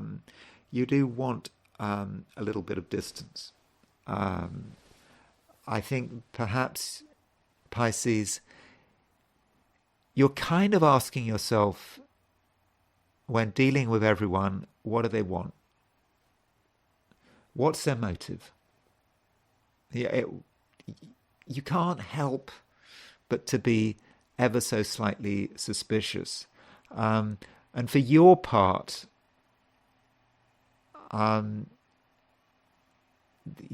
you're capable of being calculating. You're thinking, okay, is this particular relationship, is this particular friendship, is it actually in my best interests? Is it really worth getting involved in? And you may reach the conclusion, maybe not. And so you're trying to organize the people around you, and you're trying to think which people are useful, which people are not useful. Is this helpful? Is this healthy? I don't know. But because of those kind of calculations, you may not actually be able to get really close to anyone today. And maybe that's what you want, but that doesn't take away from the fact that things are moving. I think that you can have a big impact. You're able to communicate about general stuff very well. Okay, you may not be in the mood for communicating about deeply emotional things, but just saying what's on your mind, making it clear what's on your mind, and in fact, you can also stir things up. I mean, after all, there is an aspect between Mars and Uranus today, and Mars Uranus allows you to communicate in a way that's actually quite abrupt. So if you're in a situation where you're concerned about the way things are going, you might think things are getting a bit boring. You can suddenly introduce a new topic. It just almost comes from nowhere. It's like you change a conversation and you bring something up, and by changing a conversation, you cause a lot of surprise, and everything stops for a moment, and then people have to start engaging with you, and things aren't quite the same. Is that something you want to do? I mean, it might be a good idea, but it's just easy to create that kind of shock if you're a Pisces, and if you handle it correctly, I'm confident that you can benefit from the situation, and I would say, going back to people, I did suggest, yes, that you could be quite calculating, but Pisces, you don't want to be too clever by half, because there are a couple of people out there who could actually be really useful to you. They could really help you, perhaps in a career setting, perhaps business or whatever. But because of your lack of trust, because of your reservation, you might put them off. So you've got to give everyone a chance. Your lack of trust might be absolutely reasonable, but you've got to give people a chance to express themselves. So make up your mind about people as late as possible. If you jump to conclusions today, then you could be missing a really valuable opportunity. Okay, so those are the 12 signs, and what I want to do now is look at the I Ching. So, as always, I asked a question, and my question for today is, what is Monday going to be like for those watching the I Ching segment of this video? So the first hexagram I got was hexagram 48, gathering together, and I think this hexagram 45, gathering together, hexagram 45, gathering together, it really fits in with the astrology here, because we've got this Grand Trine in Earth, we've got the Moon Trine Mercury, we've got Moon Trine Uranus, we've got Venus trine Jupiter at the same time, even though that aspect is starting to separate. Very sociable, a lot of communication there, and I think this is reflected. This is reflected in the I Ching. But of course, this gathering together that the I Ching is talking about is sort of more serious. It's perhaps about sort of gathering together because there is maybe some kind of crisis. Something needs to be done, and it can't be done on our own. We perhaps need some help, and we do have one moving line here.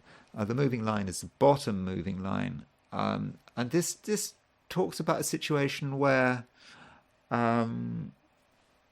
we feel that something's wrong. We feel that we are estranged from the world around us. We feel that we've got a problem that perhaps only we can deal with, or we might feel that no one else is prepared to help, and so there might be an initial phase of negativity, but what this is about is someone offering help. So we're confused, and someone offers a hand. to get us out of this mess, whatever that might be. Okay, maybe not be a mess, but just whatever we're engaged with, we get this offer of help, and for one reason or another, we might not want to take that offer of help. We might be too suspicious, or we just might not be in the mood. But that help is available. And if we take that offer of help, then the situation is going to transform for the better, I think, very quickly. Though in the process, we might have to accept someone else's leadership. We might have to accept that someone else is in control. But it's a sort of benign leadership. It's nothing to worry about. Now, this hexagram 45, it does move because of the bottom line moving. And so it moves, oh, that's the wrong one. It moves to hexagram 17, following. And following, it's quite a good hexagram. It may be about us being in a situation, once we've got over this crisis, that this sort of temporary crisis, we've got help. Having got help, that might actually put us in a position of leadership, and people are actually, for following is actually people following us. So by the end of the day, we may be the ones in a position to offer advice. We may be in the ones who are in a position to offer a hand to someone who is in trouble, who needs a bit of help, and hopefully they will accept our offer. Also, from the perspective, probably a perspective of work, there seems to be something we can do to really impress a superior. I mean, it might not be work. It might be sort of any hierarchical structure, whether it's work, family, friends, whatever. We can do something to impress someone, and it's about finding something. We can look for something. Maybe it's a piece of information. Maybe it's something that's been lost. Whatever. There's something we can get together and sort out for someone. And they're going to be really pleased with our work, and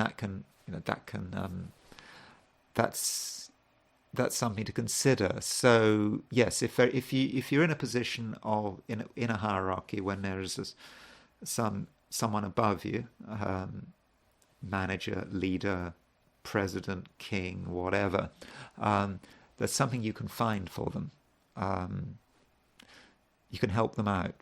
It's not about getting some short-term financial benefit. It's just going to be very good for your reputation, and it will really help you in terms of securing your position, and in the end getting rewarded. So yes, that is something to consider. Okay, so now I want to look at the astrology, and I want to look at Texas. Now, normally at this stage of a video, I'm kind of feeling a bit relieved. I've gone through the 12 signs, I've gone through the I Ching, and I'm just going to now just talk about my topic, and it's going to be a really easy thing to do. This time around, I'm a bit apprehensive because I didn't think I really found anything in terms of Texas that really helped explain what's going on. So bear with me here, though I'm not going to go on for that long. What is actually going on in terms of Texas? So fundamentally, what you've got is you've got a clash between the federal government and state government.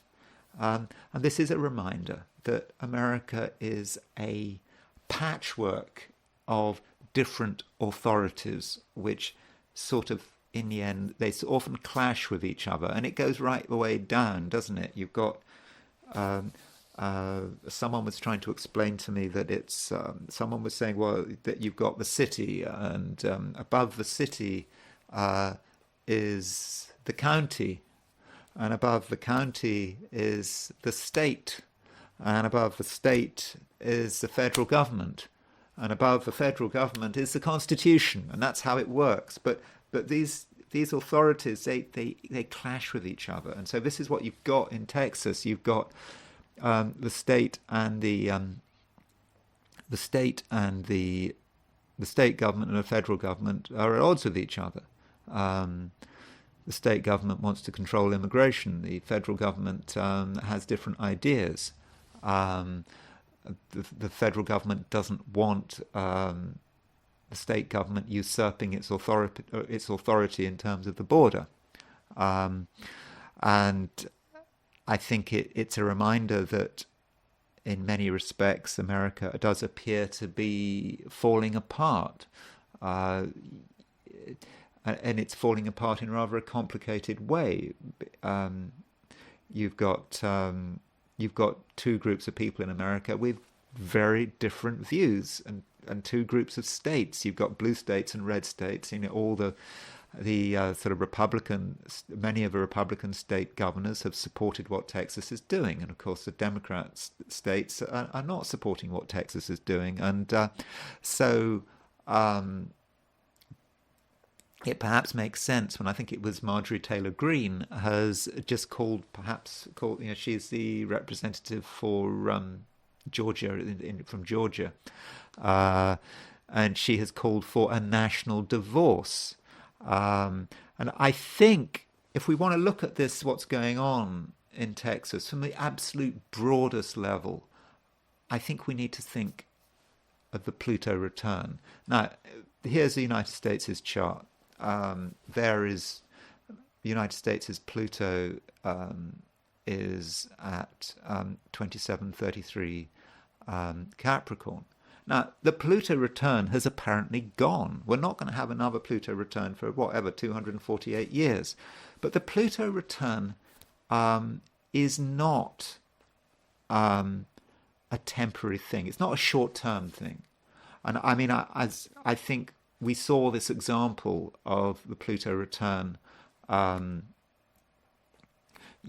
Tudor England, when England had its Pluto return during the reign of Queen Mary I, where it was a time when there was a big clash between Catholics and Protestants. During the Mary I as a Catholic queen, during the Pluto return, she was trying to bring England back to Catholicism. Protestant bishops were being burnt at the stake. It was an incredibly intolerant society. So you had two different views of the way England should be, which could not compromise. And the Pluto return finished during Mary's reign, but it hadn't really finished. And then a couple of years later, Mary died, and you had Elizabeth I, and the pendulum swung back, and suddenly it was the Protestants in control. So we shouldn't think in terms of America that just because the Pluto return is over, if we take the example from Tudor England, just because the Pluto return is technically over, that it's really over. I think we're still running this. I think this Pluto return is still running, and so when we see Republican governors and Democrat governors having completely different views of the world, and different views about immigration, we're seeing Pluto at work. We're seeing the danger of national divorce. That's one possibility. Of course, if you can't have a national divorce, then of course in Tudor England you couldn't have a national divorce. You had one side executing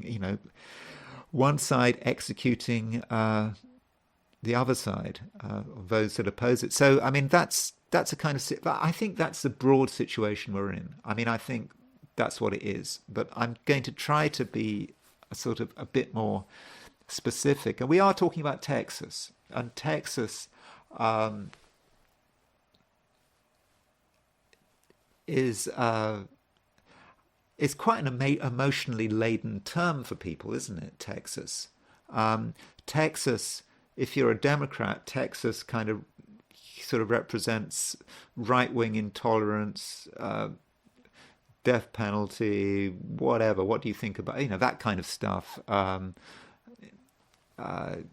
Big oil, people doing business, doing what they like. I don't know, ranchers doing what they like. There's a lot of negativity about Texas. That's one, if you're coming from a sort of Democrat progressive perspective. On the other hand, if you're on the right, Texas is the ideal.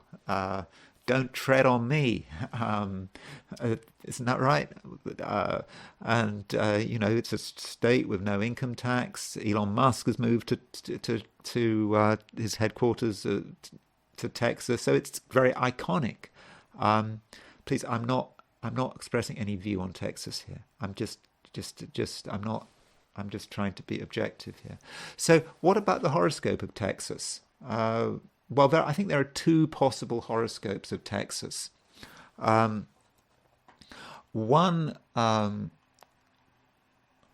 horoscope is a horoscope for March 2nd, 1836. I've no idea what time to go for with this chart, because there was a meeting in Washington, Texas, not Washington, D.C., Washington, Texas, where this was, when Mexico was still claimed the country, and there was still, Santa Anna was besieging the Alamo, so this kind of thing.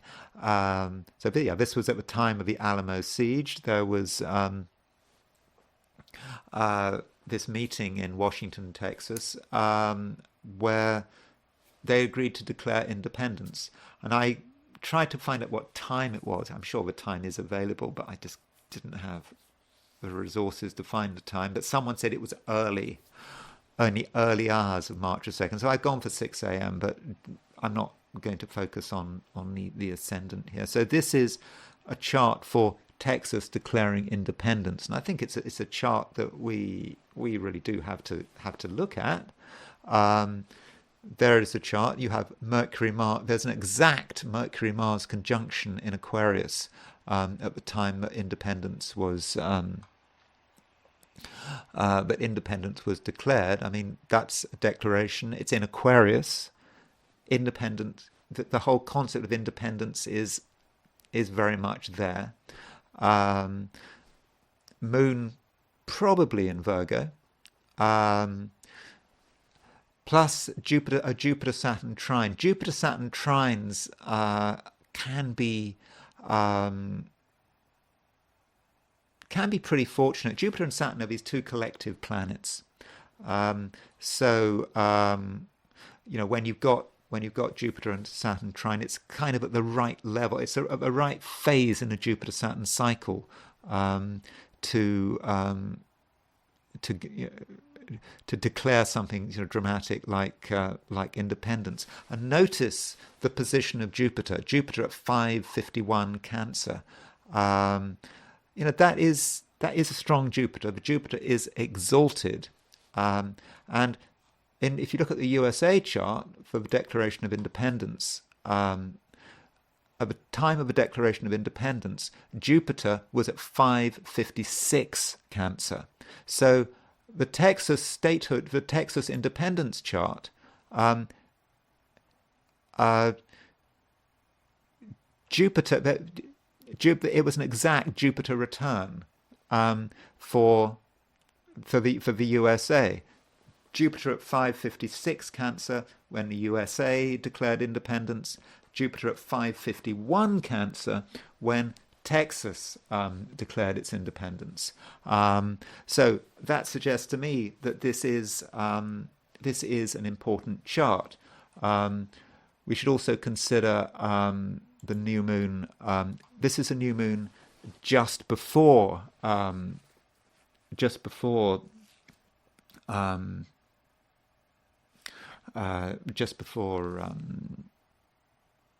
Texas declared its independence. So remember, Texas declared its independence March 2nd, 1836. This is a new moon prior to Texas declaring its independence. And you can see that there is, and I've set this again for Washington, Texas, and you can see that this new moon is at 2715 Aquarius. And so going to the USA's chart, the USA has its moon at 2710 Aquarius. So there are some really amazing links between the state chart and the USA chart. To national divorce, talking about that Texas seceding from the Union. I mean, that kind of seems absurd because that statehood chart is so connected with the USA. The independence chart is really so connected, with the USA. So that's a chart. I think, I think it's a strong chart. But we can see that the moon is opposition Uranus. Again, I don't know what early hours means. I'm assuming that we've got that the moon is in Virgo. I may be wrong. Maybe the moon is in very late Leo. But the moon is still opposition Uranus, and moon opposition Uranus is quite independent-minded. Don't tread on me, I suppose. Moon opposition Uranus, plus that Mercury-Mars conjunction in Aquarius. So that's the independence chart. But you've also got to look at the chart of Texas as a state. Don't forget that Saturn. We'll be coming back to that Saturn. I think that Saturn is important. Saturn at 5 Scorpio. So what we've got going on in Texas here is right now it's about the state of Texas. And the National Guard, and so I think the chart for the state of Texas also is important. I don't know what time it became a state. Some I did read someone suggesting it was at noon, but and you take it for Washington D.C. because the reason you take it for Washington D.C. is because it has the decision to make Texas a state happens not in Texas, but it happens in Washington D.C. So this is a chart for the state of Texas, and I suppose you really do start to see the "don't tread on me" here with Mars conjunct Uranus in Aries. That is that's really very dramatic. It's a very dramatic assertion of independence, even though it's statehood, which you could say is a lack of independence. This is an independent. This is very independent and independent-minded. This is the way we do it. Mars conjunct Uranus.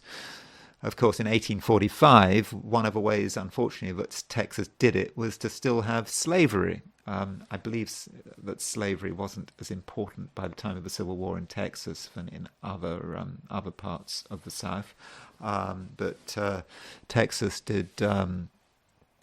was, of course, one of the states that seceded from the Union. But yeah, they like to do things their way in Texas. And that Mercury, notice how Mercury and there's Sun Mercury conjunction, which is square the Mars Uranus conjunction. So that's the state of Texas. We've still got stuff in Aquarius. Okay, we don't have a Mercury Venus conjunct. We don't have Mercury in Aquarius, but we do have Venus in Aquarius. Remember Texas's independence. There was a Mercury Venus conjunction at 24 something Aquarius. Texas statehood, we have a Mercury Neptune conjunction, a Venus Neptune conjunction at 24 Aquarius. So I think there is a link there. Notice how there really isn't much water in this chart. Now there was, the independence chart had a lot of stuff in Pisces, had Pisces planets, but for the statehood, there's no water. We just got North Node in Scorpio. So that's that. there may be something callous about Texas. I don't know. I've never been to Texas. If you've been, where's the lack of water? Tell me. I don't know. I mean, I haven't been to, but it's a sort of a stereotype. It's a sort of an unemotional way of doing things. We're going to just do what we like, and we're not going to care what other people think. A lack of sensitivity there. I don't know. And then we have the current governor of Texas, Greg Abbott. Now, Greg Abbott, he was born on November the 13th, 1957, in Wichita Falls, Texas. I just said I don't know I don't have his time of birth. Now, Greg Abbott, he does have a lot of water in his chart. He has, he certainly has the Sun and Mars in his. He has a Sun and Mars in Scorpio. He also has a Mercury. He has a Mars Neptune conjunction in Scorpio, and I was kind of thinking about that. I mean, what is that about? I normally associate Mars Neptune conjunctions with sleaze. Putting his energy into something that may be a little bit of a fantasy. Does he really know what he's doing? If you've got someone with Mars conjunct Neptune, has he really thought it through? And then he's got Moon in Leo. So Moon in Leo, we don't know where exactly Leo the moon is, because I don't have a time of birth. It could actually, the moon could be anywhere between 29 Cancer and, I don't know, 13 Leo. But if you remember the chart for Texas declaring its independence, if you remember, there was a Sun-Uranus opposition. So a Moon-Uranus opposition, and he has a Moon-Uranus conjunction, which is square his potentially. Well, again, we don't know where his moon is, but this potentially is square his Mars-Neptune conjunction. That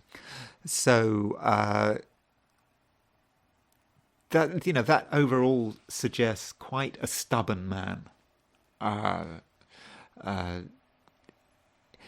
of course he's up against Biden. Biden is also a Scorpio. Greg Abbott doesn't back down on this. I know he probably will have to back down. I believe the Supreme Court, having told him that the Border Patrol are allowed to take down the wire.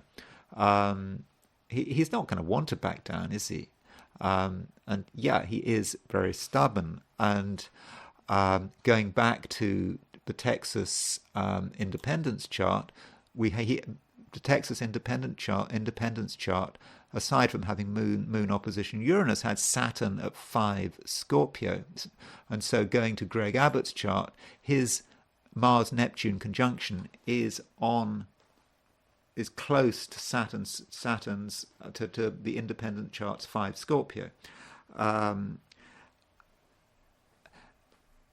suppose he may be picking up on that 5 Scorpio Saturn with his Mars-Neptune conjunction.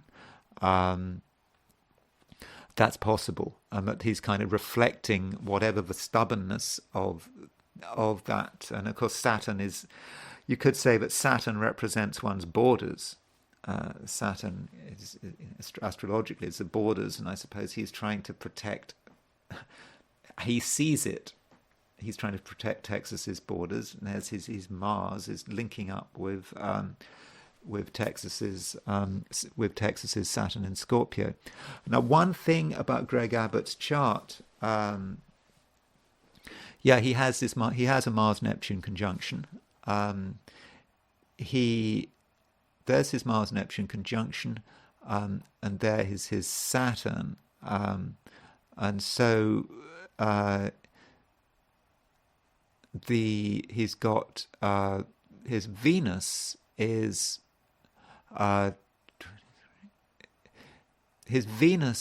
semi-square the Mars-Saturn midpoint, and the Saturn-Neptune midpoint. So, Venus on the Mars-Saturn midpoint suggests you could see that in several ways. If you are a supporter of Greg Abbott, you could see that Venus on the Mars-Saturn as being tough, not being very sentimental. This has to be done. You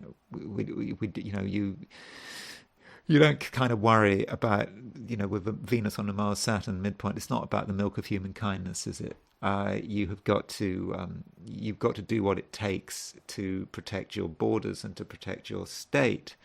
I suppose if you're a progressive, you might look at the Venus on the Mars-Saturn midpoint and say, well, that suggests, look at Texas and its approach to views on abortion, for example. Like other southern states, in that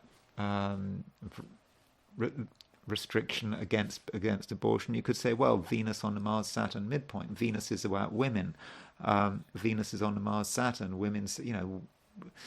Women having to suffer and whatever because of restrictions on abortion and whatever. I'm not making any I'm not expressing any opinion there, by the way.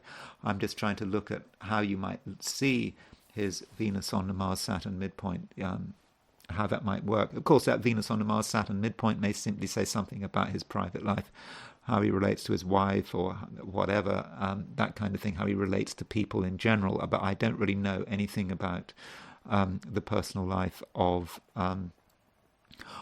Greg Abbott. Then we have to consider what was going on right now. So there was something saying that this Shelby Park, I think it's the town of Eagle Pass in Texas, it was blocked. It was reported blocked to border patrol at 11 p.m. on January the 10th, 2024. But I don't think we need to be too concerned about the time. And if you take that 11 p.m. time, you can see you've got a run up to a new moon taking place there, and you've got Jupiter at 5 Taurus. So Jupiter at 5 Taurus is pretty much opposition. Let's go back to Texas independence chart. Okay, Jupiter was fairly close to 5 Scorpio, which is the chart of the Texas independence chart. So this is a time. I mean, this thing about the border has not just started this year. I mean, I believe it had been going on since 2021. So this time where Jupiter had just gone stationary at the end of December, opposition fairly close to the opposition of Saturn in the Texas independence chart. It was this whole issue, perhaps, with that Saturn about Texas's border. Now, one thing, notice that at the timing of the chart when Texas declared its independence, there was a very close Saturn-Neptune square. And so the Saturn-Neptune square is about fear. Saturn is about the border. And Neptune is about whatever is seeping, the supposed wave of humanity moving north to overwhelm the state. And maybe that's part of how that Saturn-Neptune square is working. And as I said at the beginning of this video, Texas, of all places, knows what immigration can do. because of the immigration taking place at the beginning of the 19th century, full of Anglo immigration, Mexico lost control of the place, and that's why Texas was able to declare its independence from Mexico and become part of the United States. So that Saturn-Neptune square unconsciously just does understand the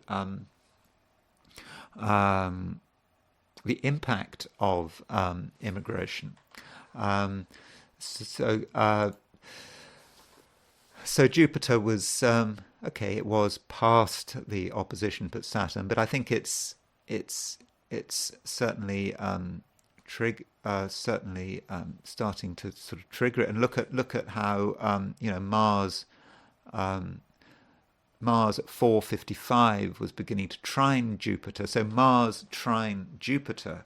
I've said in my videos that Mars-Jupiter contacts are not always fortunate, because Mars-Jupiter can be about excessive use of energy, using too much force, using too much energy. One just doesn't know when to stop, and that can cause some problems. Now you will notice that this was just before the new moon, so if we look at let's get the this was the new moon just before the event. Now I'm going to relocate that new moon to Eagle. So this was a new moon on January the 11th. So you could say that this new moon symbolically, represents the beginning of the whole crisis, so you've got this new moon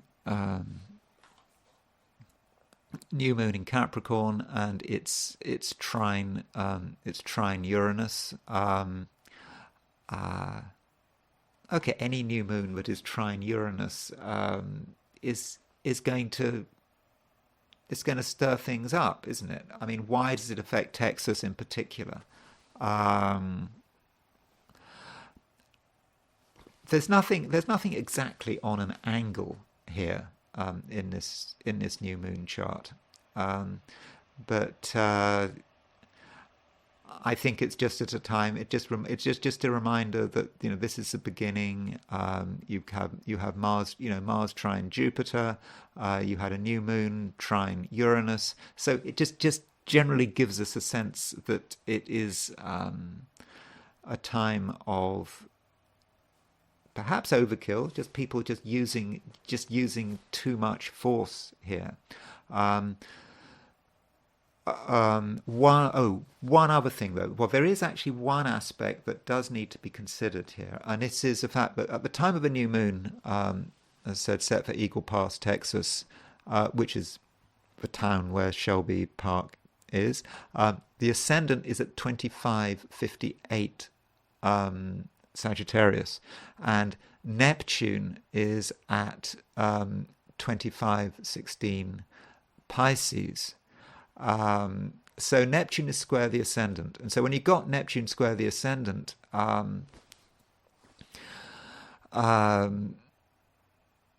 Neptune does indicate action which perhaps hasn't properly been thought through. By definition, of course, when you've got a new moon, you'll have a part of fortune. You'll have a part of fortune conjunct the ascendant. So, of course, the Neptune is squaring the part of fortune. So that might bring an element of confusion. But now that's not just a comment. It's not just a comment about Greg Abbott and the state of Texas. It's also a comment about the other side dealing with it. I mean, how is Biden dealing with it? It's how people are dealing with this situation. And so Neptune square the ascendant, there is a confusion, there's deception, there's people misunderstanding the situation and perhaps behaving wrongly. Now, another chart we should perhaps look at is a chart of the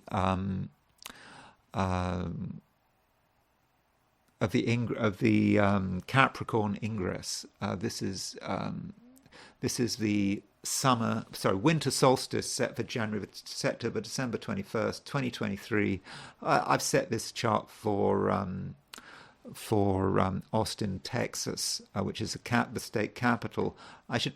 So if you set it for the state capital, you can see that there is Uranus on the midheaven. So with Uranus on the midheaven at 1657, Taurus, Uranus at 1938, Taurus, and Uranus is opposition Venus. So that Uranus opposition Venus on the midheaven indicates that something's going on, that there is a sense of instability, and Uranus is a planet of revolution.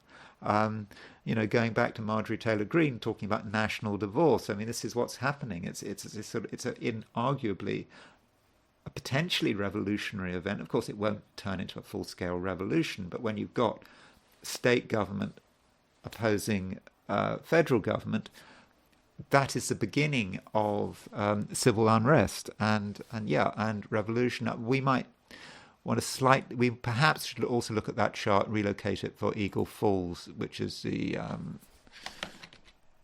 just see if I doubt there's much difference between the chart. But then I suppose Texas is a very big Texas obviously is a very big I can't find Eagle Falls. Is it Eagle Falls? I don't think there's much difference between the two. Eagle Falls, yes. I mean, sorry, Eagle Pass. Sorry, it's not Eagle Falls. It's Eagle Pass. Let's relocate that from Texas to Eagle Pass. Let's see if there's any difference. So in fact, Eagle Pass, the midheaven, is 1411 Taurus. So it's actually not quite as strong there. If we set the chart for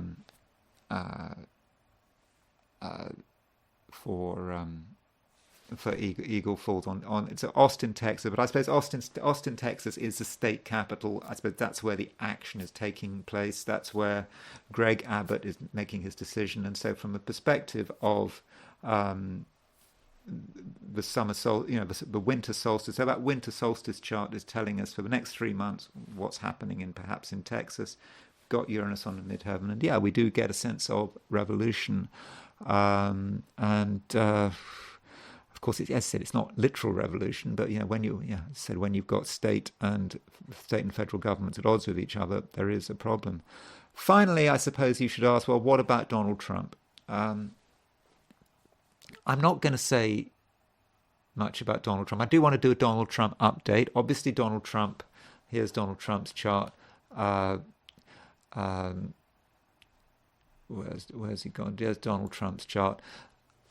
There's nothing amazing going on in Donald Trump's chart, but we can see with Trump's chart, with Trump's Uranus on the midheaven, Mars rising, this is the kind of situation that Trump is really going to be able to benefit from, because he thrives on this kind of thing. Again, I'm not making that as a point, negative or positive, about Trump. And we should remember, just as a kind of a note for the near future, which I will finish this video on, that Trump has his midheaven at 2422 Taurus, and Jupiter and Uranus are moving towards his midheaven, and later in the year there is a Jupiter-Uranus conjunction at around 24 Taurus. Now that conjunction, let me just quickly tell you, I think it's in Jupiter and Uranus around there's a Jupiter-Uranus conjunction coming up at I think late April. So that Jupiter-Uranus conjunction is going to be right on Trump's midheaven. Yeah, that's I think when we're going to really start to see what Trump is, what Trump is doing, and what he's how he's going to be responding to the whole situation. And maybe the situation in Texas will be finished by then. But yeah, it does remind me I do need to do an update on Trump. Okay, that's Texas. I'm sorry I wasn't able to be more precise. I was just looking at some charts for Texas. I didn't really find what I was looking for. I didn't find anything specific to really get my teeth into with this Texas crisis. Maybe I need to look at it a bit more. But I thought I'd just give you my thoughts so far.